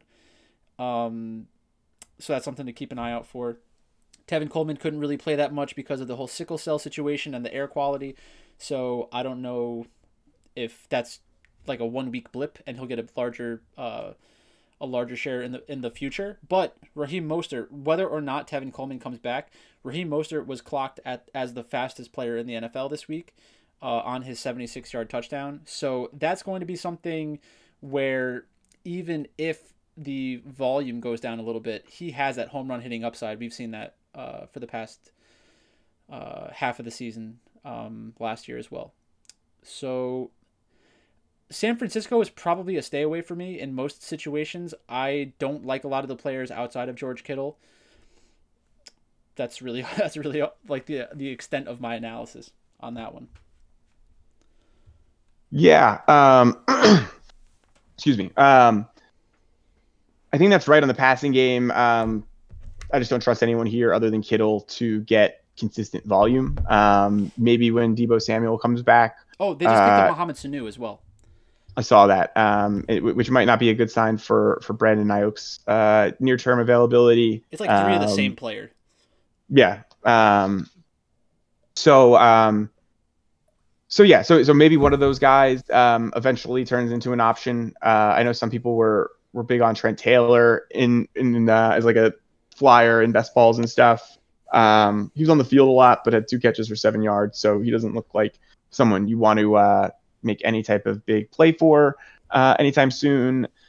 Backfield certainly looked like Mostert was the bell cow, but I'd imagine that there will definitely be some frustrating weeks as owner of him. Mm-hmm. On the Cardinals side, I love Kyler Murray. I love the way he runs and like scrambles. He just looks like he's in fast forward and everybody else is at regular speed. Like his feet move really fast, even if he's not like running like super, super fast. Fast it seems. Feet, gigantic head. He's like a bobblehead running around the football field. It's fantastic. And he's so small compared to everybody else that it's like, like a little kid, like a 5-year-old out there with like teenagers or something.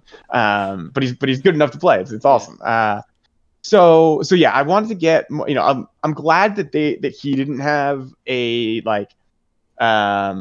you know, sterling box score, and that maybe from a passing perspective, and that maybe there's another week or two to get him at a somewhat low ownership, because as I mentioned, I think that he in particular is going to have a breakout year in this offense, which isn't going out on a ledge by any means. Everybody seems to have that take, but I agree with it.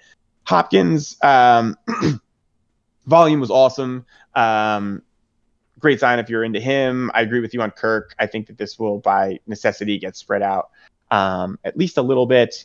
But I think with sort of more from a like philosophical Arizona offense perspective, last year they sort of had some struggles early on. I think adjusting the air raid offense to the pro game, and then for a few weeks had the only thing they could really figure out how to do was get the ball to their inside receivers.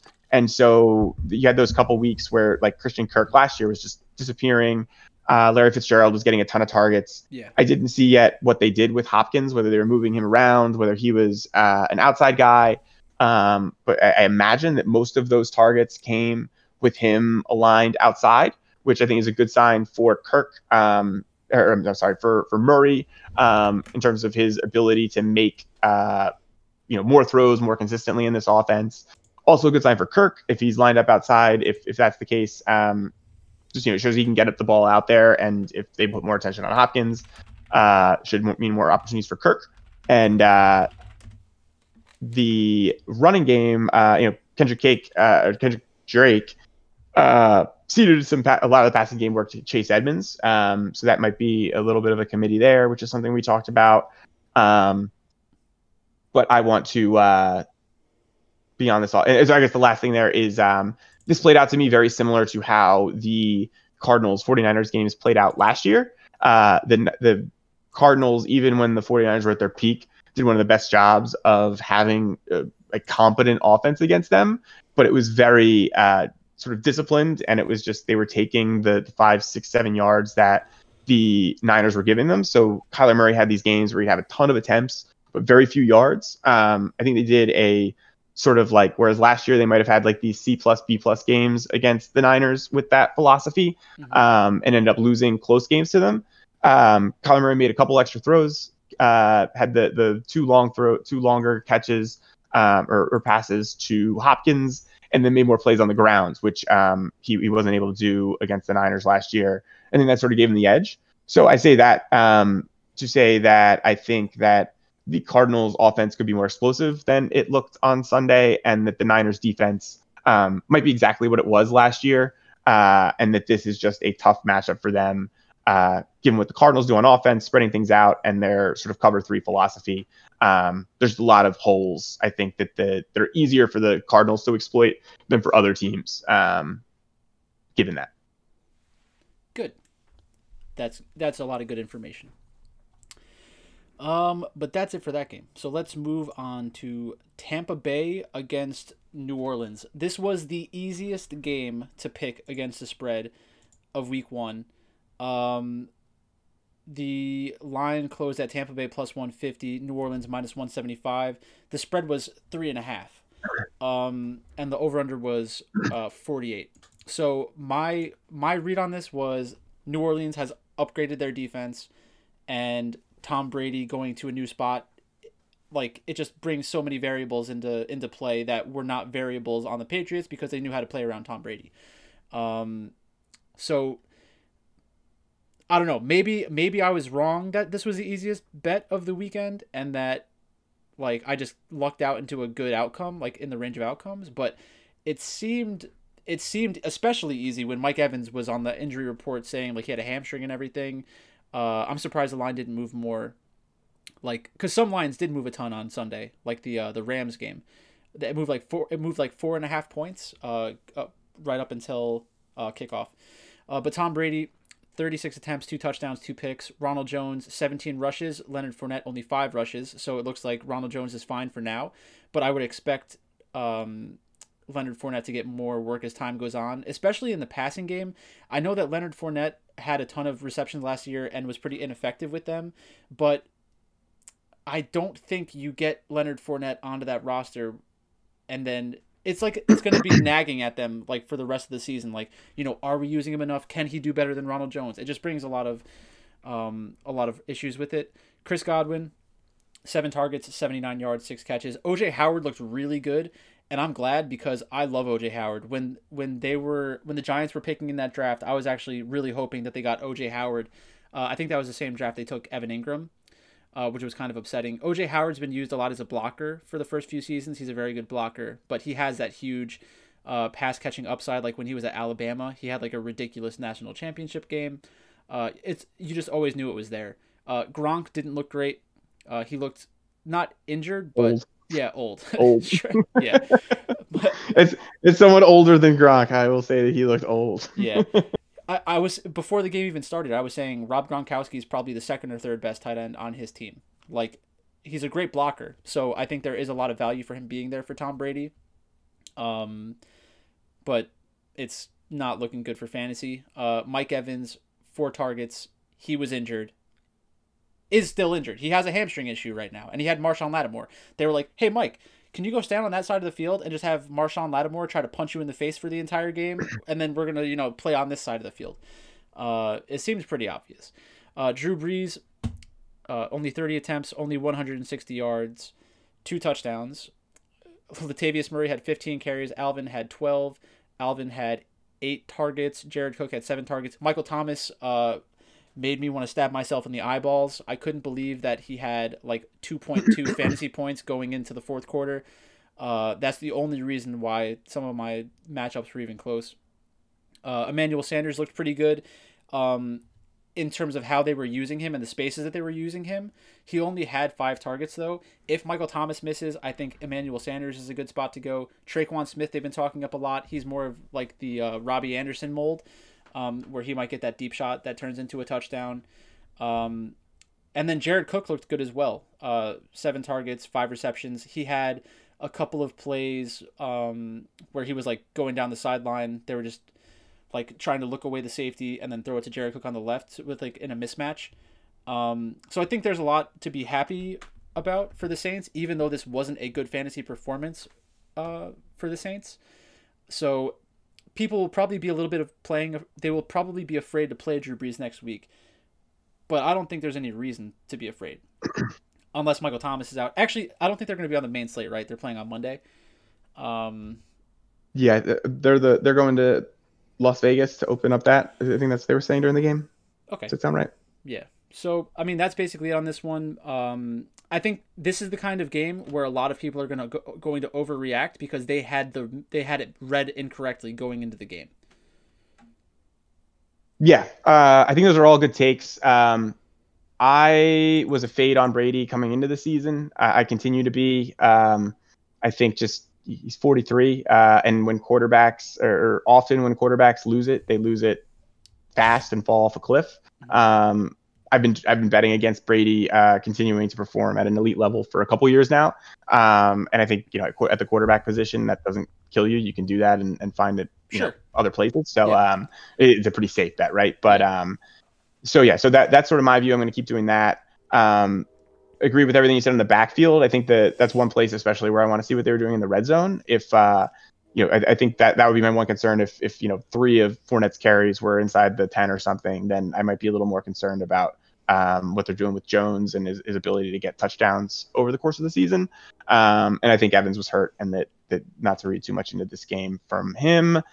I saw just before we jumped on that Michael Thomas has a high ankle sprain, and they think it's worse than they originally thought. So that could be rough. This shocked me, his performance. He had like monster games against the Bucks last year. I think like close to 300 yards and 3 touchdowns in the 2 games combined. And they just shut him down. He was like not on TV at all the game. So I think it was given that was surprising, but the high target shares for Kamara and Cook was not. That was consistent with what we saw out of them last year. Same thing on the running game. The struggles that the Saints saw there. No carries over 10 yards other than the Taysom Hill gadget. The Bucks last year had 8 men in the box more than any other team. And if you look at, I think Sports Info Solutions has a lot of good info on like men in the box type stats, but that's the biggest predictor of running game success. It came up a lot after the Thursday night game because the Chiefs did an amazing job of only running CEH into light boxes, and like your yards per carry goes from like 3 to 4 to 5 to 6, like for every guy you take out of the box. So the Bucs just jammed it up. I think I was more surprised that the given that so that piece of it didn't surprise me. I didn't see much of this game, so I don't know if like Brees was inaccurate or if the Saints defensive or the Bucs defensive backs just did a good job. They had a lot of young guys last year that could certainly have made a leap. I think Troy Aikman was talking them up at a few points I noticed. So don't really know what was going on there, but 60% completion rate for Drew Brees is really low. Yeah. With Michael Thomas, his sort of most recent security blanket out, who knows what'll happen there next week. But with all of that being said, I'm with you. I wish they were on the main slate because I would load up on these receivers at cheap and Brees and hope that he just goes off in the dome. Yeah. That all sounds right. Tampa Bay, yeah. I mean, last year, if you played a running back against Tampa Bay, you were just asking for a 0. And what you said, I didn't know that stat about how many defenders were in the box, but if you just watch the Giants play, you would think that stat didn't exist because it didn't matter how many people were in the box. They were going to run Saquon into the offensive line and get stopped. Like, yeah, I'll talk more about that when we get there. So next up we have the last thing there. I think we need to watch it once Evans get back. But Scotty Miller did have 6 targets. I think that you were right that I like Scotty Miller as a player. I think that there was a lot of hype with him just because he was the most similar to Edelman on the roster, and people like to sort of play that game. Yeah. But he looks like he could be, a viable fantasy player. Yeah, that's fair. Okay, so we almost missed the Chargers game, but Tyrod didn't have a great game. It was an ugly one. Eckler, 19 carries for 84 yards. Josh Kelly, 12 carries, scored the touchdown, which was kind of tilting for some people, I'm sure. Hunter Henry, 8 targets. Mike Williams, 9 targets. Keenan Allen, 8 targets. I would say the Chargers, it looks like they're going to be able to sustain some fantasy success in the air. I just think that this game, the way that it played out, wasn't conducive to fantasy scoring in the air. But the fact that you got that many targets, some okay yardage totals for Hunter Henry and Mike Williams, I wouldn't be afraid of playing them at all in a better matchup or a game that's projected with a higher total. Joe Burrow looked okay for his first game. I thought his run was pretty good. It shows that he has some mobility, which I think a lot of people didn't really expect, but it was talked about by some of the sharper beat reporters, I guess. Joe Mixon, 19 carries for 69 yards. Nice. AJ Green, 9 targets, 5 receptions. CJ Uzoma, 5 targets, 4 receptions. Boyd had 5 targets, 4 receptions. Giovanni Bernard, who has like the greatest mustache of all time in I don't know if it's ESPN or Yahoo, but whatever one it is, go look at that picture. It's amazing. John Ross, 5 targets. He's another 5 to 10% guy for like the random touchdown kind of thing. But at the end of the season, we saw him getting a lot more volume. So once we get that slight volume uptick, that's an even better situation for him. Joe Mixon, only 2 targets. There's not really much to say about this game. I think it's tough to draw any big conclusions from how anybody was used. It's just like whatever your take was before week 1, you probably just have to keep it the same. I think that's right. To your point, I've always liked Tyrod. So he didn't look great, but they got the win, and agree with what you said about especially Henry and Williams. I think that I think it's not a hot take, but the guy that the change from Rivers to Taylor hurts the most is Keenan Allen. Oh yeah. Who's sort of dependent on volume and accuracy and those sort of intermediate routes. The Chargers had 39 rushing attempts, and only 6 of those were Tyrod runs, but and only 30 pass attempts. So even if those were all scrambles, you're looking at 33 carries, 36 pass attempts in a close game.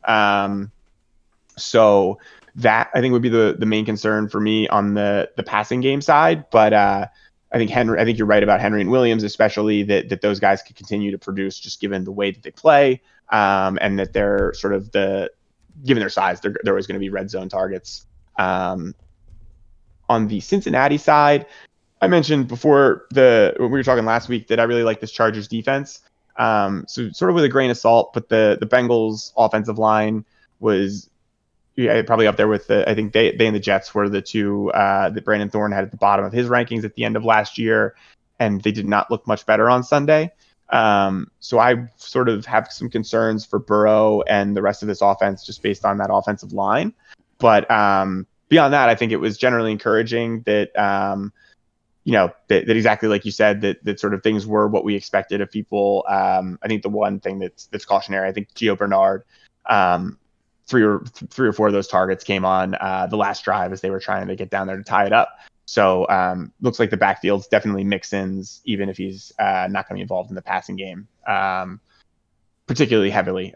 So it's one game, but 2 targets doesn't suggest that he'll be a guy that's getting the Alvin Kamara type volume in the passing game. Yeah, so I guess the last thing that I have to say about this game would be, I guess the reason why I'm so ready to give both of these teams another chance in fantasy is because their salaries are going to be somewhat depressed because of Tyrod Taylor and because of Joe Burrow. They're not unproven in general, but for this year, people had negative takes on them. Their salaries are going to be underneath 6,000, almost guaranteed, unless they get like some kind of gigantic plus matchup. So if you have Joe Burrow at 5,000 or 5,200 and you need him to get like 2 touchdowns and throw for 250 yards to make your team work, and then you throw them together with like Tyler Boyd or AJ Green, they get 1 touchdown, 100 yards, 6 or 7 catches. Like that's an easy stack. Maybe it's not tournament winning upside, but it might save you some salary to fit in some other plays. Yeah, I absolutely. And I think with the way the Chargers played this game, all the rushing attempts and everything, it was a short game. The Bengals only ran 54 offensive plays, which is super, super low. What's the normal number? 70? Like in the mid 60s. Quicker to the faster teams in the league are up in the low 70s, and like the slowest paced team in the league is usually in the high 50s. So it's well sort of below, like a standard deviation below probably what's normal at minimum, and that it was close. I think the Bengals could probably get blown out in a few games this year, and if they need to chuck it and catch up and sort of just say, hey kids, see what you can do. Yeah. You don't need to win the game to put up a lot of fantasy points. So agree with that. I think you might actually be better off in games where the Bengals are getting whipped a little bit and they take the training wheels off just because there's no risk. Sure. All right. Next game, Cowboys at Rams. The Cowboys are still the Cowboys. I love how Twitter was trolling them saying like, they go from Jason Garrett to Mike McCarthy, which by the way, my name is Mike McCarthy. And they're still the same team. So Dak, 39 attempts, 266 yards, 1 touchdown pass. Zeke had 1 rushing touchdown and 1 receiving touchdown, 22 carries. Zeke is a beast still. He's just an extremely good running back. That run that he made to score his touchdown, when he cut back and like ran past 5 people all in one move, it was kind of insane. Like I think the Rams just were like, oh, he's running out of bounds. Oh, now he's in the end zone. That's not good. Amari Cooper, 14 targets, 81 yards. CeeDee Lamb, 6 targets, 5 receptions for 59 yards. A lot of people were commenting on how CeeDee Lamb looked like amazing in terms of his athleticism relative to everybody else on the field. I don't know if that's accurate or not. I didn't watch the game close enough to really pick up on that. Michael Gallup would appear to be the person everyone is assuming is going to get phased out of this offense or like disposable at the end of the year when they don't re-sign him. I think that's a great spot to take advantage of. Gallup and CeeDee Lamb are probably going to have very similar fantasy seasons. But if we can get like those weeks where one of them goes off for the 100 yards and a touchdown, maybe you do have to limit your exposure to them from an ownership perspective, but they're definitely both in play. So if there is another matchup where you can get Dak plus 1 or 2 wide receivers, maybe a game stack situation, definitely going to be in play.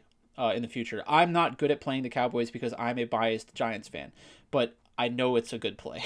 But I'm just not going to click it. The Rams, Jared Goff, 31 attempts, 275, one pick, no touchdowns. Malcolm Brown had 2 touchdowns, 18 carries. Cam Akers, I didn't really understand all the Cam Akers love coming into the season. It was kind of like aspirational, I think. And maybe he does get there eventually, but for the first couple of weeks, I think we're going to get a lot of Malcolm Brown, which I think a lot of people were saying going in. Like, even before the game started, people were already talking about Malcolm Brown getting a lot of touches. Robert Woods, 8 targets, 6 receptions, 105 yards. He's always going to get his. I love Robert Woods on DraftKings and like season long for best ball and everything. Cooper Kupp, another player. People are going to forget about him next week. Cooper Kupp's still a great play in every single matchup. Tyler Higbee, 4 targets, 3 receptions, 40 yards. He reminds me more of like not a Robbie Anderson in terms of athleticism, but he seems somewhat dependent on those long plays unless his volume goes through the roof in a random game. I think that actually did happen a few times last year. But I like this passing game a lot for the Rams. I think that this is a good thing to happen in their game that they're not on the main slate, because they're going to go under-owned probably when they return. Yeah. I think on the Los Angeles side, that's similar to the Rams. They have this reputation as sort of like the dynamic offense because they've been so dynamic, but the offense is at its sort of core, like built around the running game, and they ran the ball 40 times on Sunday night. So I think you're right. I think Bob Woods is always going to get his, and the fact that there's one less mouth to feed here with Cooks gone makes it easier for for Kupp and Woods to consistently reach value. I don't feel great about anyone else in this passing game, really, including Higbee for that reason. Especially, I like Gerald Everett. They seem to have, in Los Angeles, made the choice. They like Higbee better, but I think Everett will always be there to potentially snipe a little value and some snaps. On the Dallas side, my takes come with the same caveat as yours, as an Eagles fan, anti all these Cowboys. I think the passing game could support the 3 wideouts, especially I think Blake Jarwin's out for the season now. Mm-hmm. So that, they may go more 3 wide without their starting tight end. The volume for Zeke was encouraging. This is actually a PFF take. I think Zeke's overrated, or they do, and I agree with it. They say the same thing about Fournette, and essentially their argument is Zeke is really good at getting you everything that you should get on a play. And with the Dallas offensive line, maybe not being as elite as it was in the past couple of years, but still being very, very good, what you're supposed to get is a lot on a given run and play. And it's when the offensive line that's very good creates holes. Yeah. He gets in them. He gets the yards that are there. He is not, the contrast they make are guys like McCaffrey and Dalvin Cook and Alvin Kamara, who make guys miss and create value independently of that. Maybe they don't have the same positive play percentage as Zeke, but they're sort of the value that they're adding just with their own skills is higher. Fournette would fall into sort of the Zeke category of, and sort of you're like typical 80s, running back, 3 yards in a cloud of dust, fall down, make sure you get what's there. And so I think that doesn't really matter for fantasy purposes, and what you care about is the volume and the fact that offensive line is there. But what I'm always sensitive to with the Cowboys are those offensive line injuries. When Tyron Smith goes down and things like that, then I get much more cautious about playing Zeke. Mm-hmm. And for Dak, he's another one I want to take a look at what they were doing in some of the more advanced metrics. A couple sharp people that I trust last year focused on the addition of a lot of motion concepts and pre-snap stuff to this offense. That the plays they were running were the same, but they did some things before the snap to make reads easier for Dak and let him sort of know where he should be looking or going with the ball in advance. The numbers were pretty good on Sunday. Kellen Moore is still the offensive coordinator there despite the head coaching change. Mm-hmm. And so if they're continuing to do that stuff as opposed to trying to make Dak just be Aaron Rodgers and run Mike McCarthy's offense that he ran in Green Bay, then I think that's a good thing for Dak in the passing game. Just because, why make things harder than they need to be? Yep. I don't have anything to add to that. I think we got everything out of that one.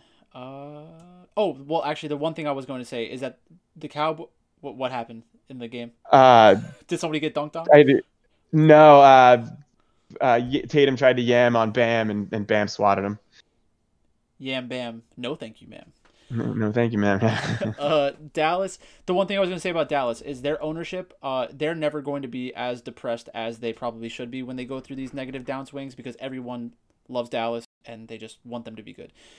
So not really a big leverage spot, I think, in general.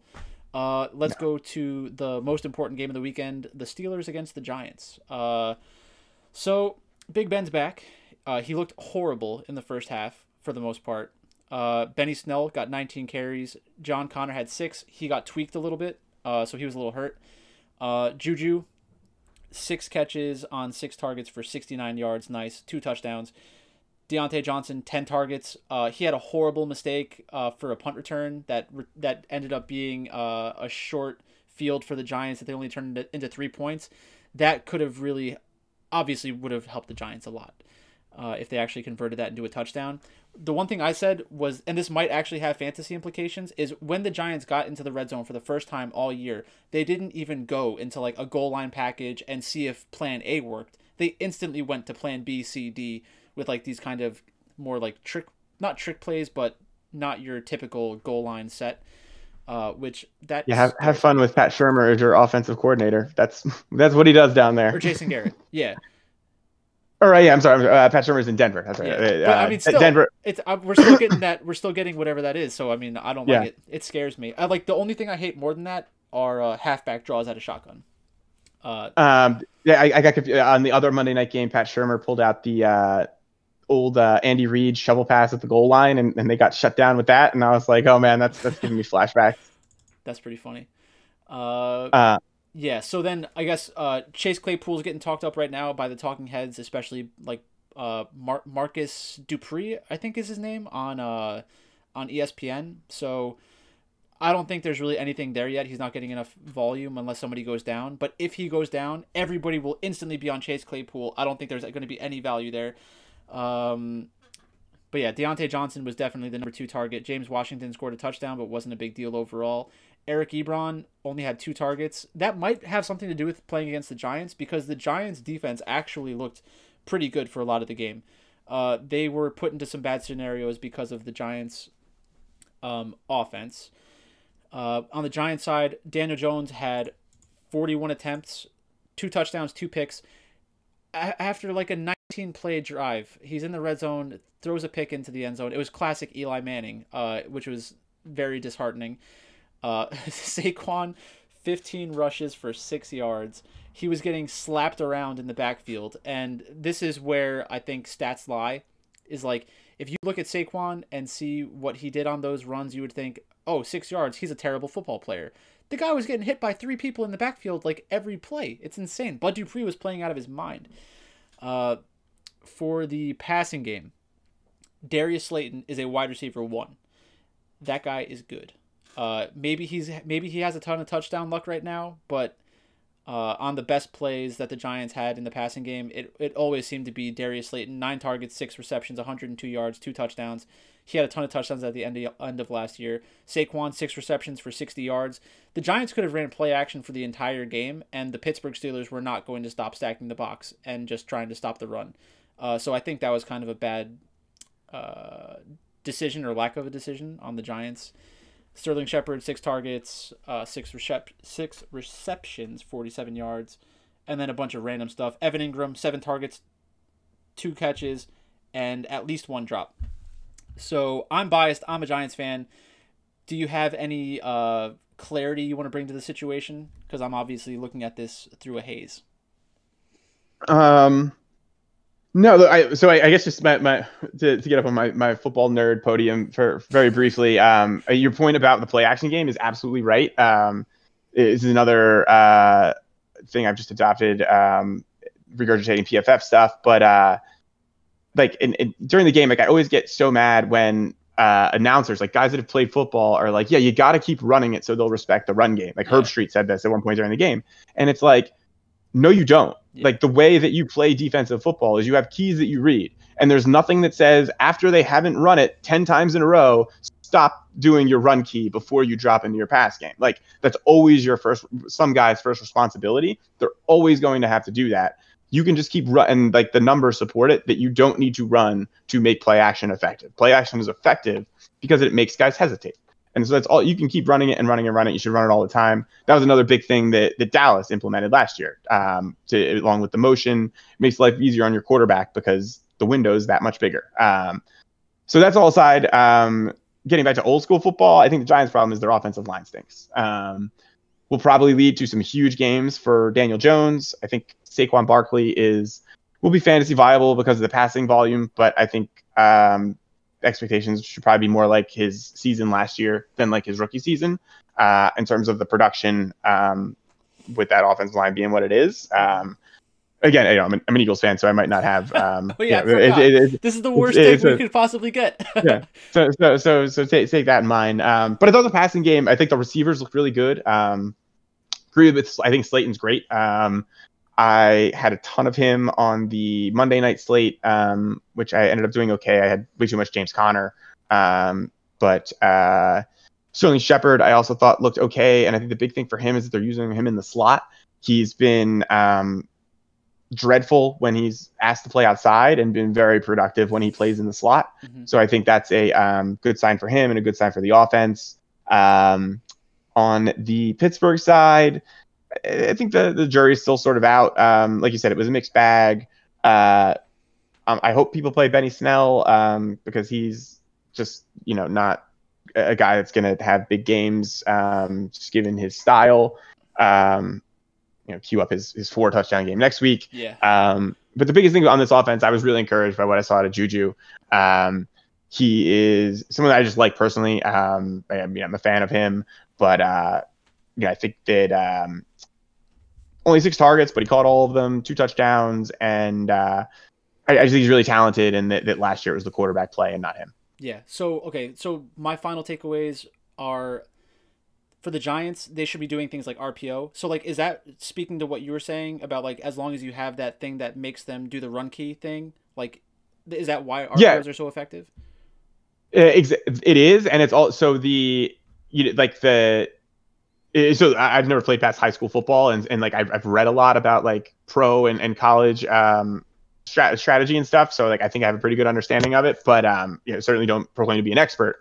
But so your linebackers read might be, if the guard does this, then you're committed, then it's a run, and so you come up. And so what the RPOs will do is they'll sort of give these defenders mixed signals. And so you might have a guy will see the run play and he'll come up sort of taking his responsibility if it's a run play, which might be don't let anyone outside of you. You're force all the runs back to the inside. So he jets up and you're say he's playing strong safety or something. So he darts to try to stop to protect the edge, and so he's coming up on an angle towards the line of scrimmage, towards the sideline, and then behind him you have a slant coming in. So the quarterback's looking there, and he says, if that guy runs up and does what he's supposed to do on a run, that I can throw it behind him, and the defender's running this way and the receiver's running that way. If the defender stays and keeps his pass responsibility, then that edge is open. And so sort of the defender has 2 different areas to cover depending on whether it's a run or a pass, and his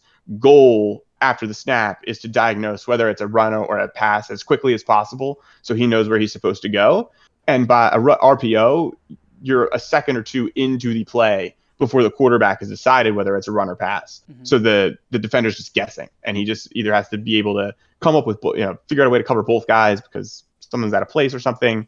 But it's putting that pressure on the RPO does what I was talking about before, and sort of does it by isolating one defender. And it's sort of what the read options do in college too.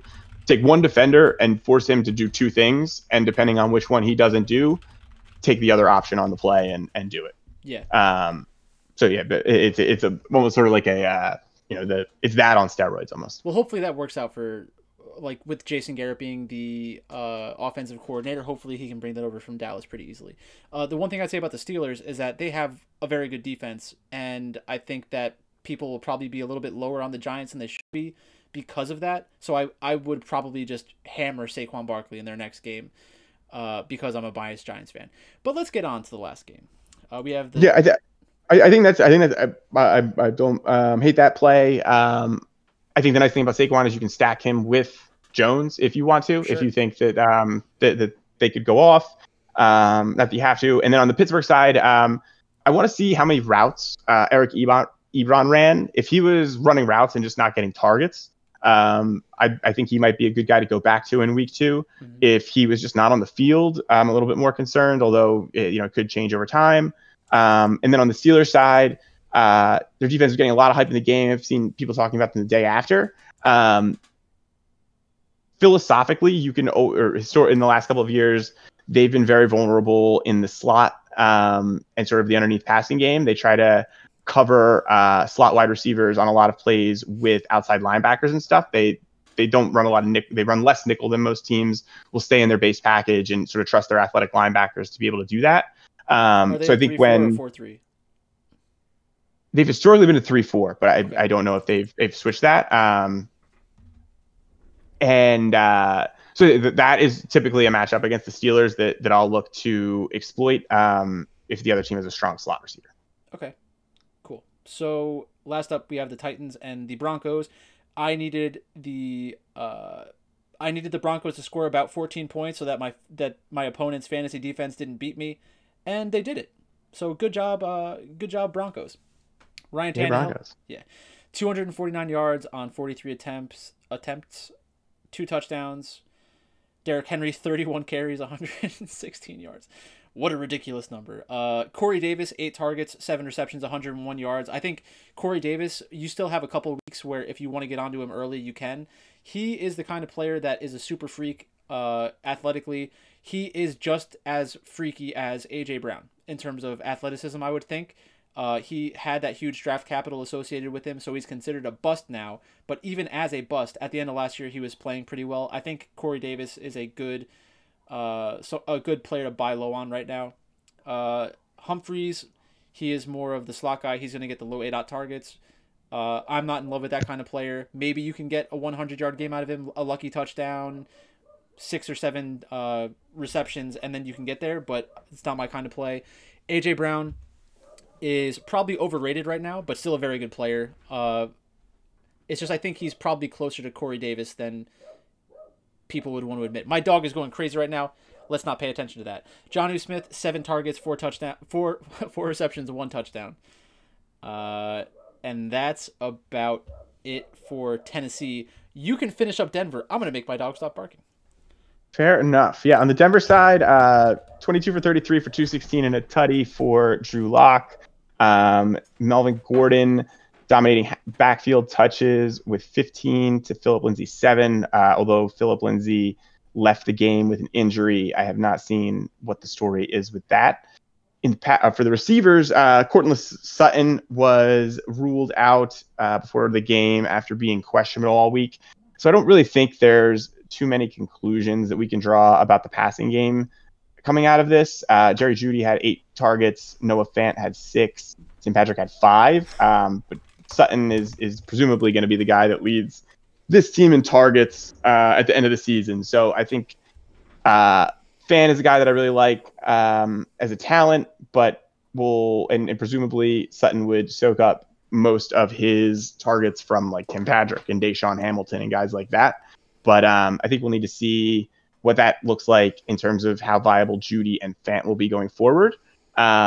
Gordon, he fumbled early and Lindsay got a lot of touches on a couple drives subsequent to that before Gordon took back over when Lindsay left with the injury, finished with the 15 carries and 3 targets. So especially if he has a week or two with Lindsay out to get a little bit of a firmer hold on that backfield, I think you can be pretty confident in him as the 1A there, which certainly seemed like the plan coming into the night. On the Tennessee side, I'm not a big Derrick Henry guy, just sort of from because I'm a football stat nerd and sort of, don't like the idea of running the ball as much as the Titans seem want to. I think that'll neuter the value of this passing game in a lot of games, especially Adam Humphries, as you mentioned. Love the Corey Davis call. I thought he looked phenomenal. He was a guy that I owned everywhere last year, and that did not work out well. But I would love to see him break out. He's still only 26. Exactly. That's what people always get wrong. Is like they think that these wide receivers that bust when they're in like their first contract or something, they think that they're dead. It's like the guy's not even 27. He's not even 30. That's really what we should be saying. He's not even 30. And especially like we've seen a few guys at receiver come in the last few years and just dominate as rookies. OBJ probably being the most prominent of those. But like the story historically was always it takes receivers and tight ends in particular, but wide receivers too, 3 years to adjust to the NFL passing game. And I think that learning curve has come down a bit with the college game getting more pass oriented and some of the college concepts making their way to the pro game. Mm-hmm. But yeah, I completely people right, and it's also 24-hour news cycle, typical stuff. But certainly think he has the potential and would love to see him keep doing this. I also love Jonnu Smith. I think he's another guy that's hyper athletic. Has had a few good games. 7 targets is great. I thought he also caught the Mike Cole Pruitt touchdown. And I needed a huge game out of Jonnu Smith to make a improbable run in with my FFPC team. That did not work out, but I think he's a guy that you come back to here. I think we saw enough out of him. With the sort of word of caution on the Tennessee passing game in general. Agree with you on AJ Brown, great player. May not get the volume for fantasy. And with Henry, he had 3 targets, which is fine, but he doesn't get the passing game work. For me, you're really betting on touchdown equity there, and that's just not something I always like to do. Yep.